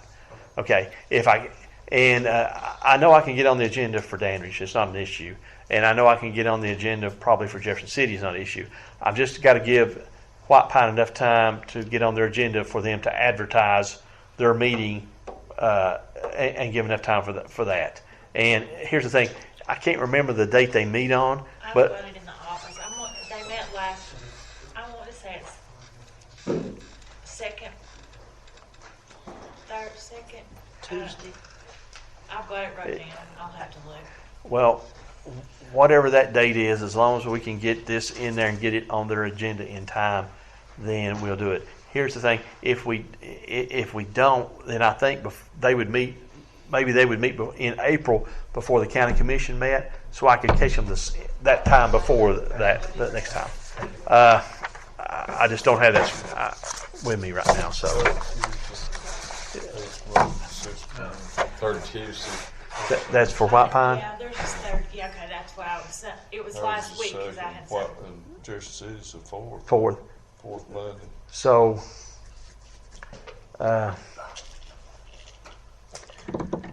when's the county commission meeting? Second Monday and third Monday. 10th. I think it's the In 10th. April. Is it not the 10th? Second Monday and Second Monday and third Monday. in April. Okay. All right. I think I can pull some strings and I can get it on Dandridge's agenda. She hasn't sent it in yet, so I may go ahead and just and pencil that in. So Dandridge may be first, and then White Pine, then Jefferson City. So we may catch them all in March, and then we'll be ready for county commission meeting in April. Thank you, guys. Yeah, I know. Appreciate it. Yeah, today was actually the day, but if I get it in there, she'll still put it on the agenda. But wait this. Thank you all. Thank you.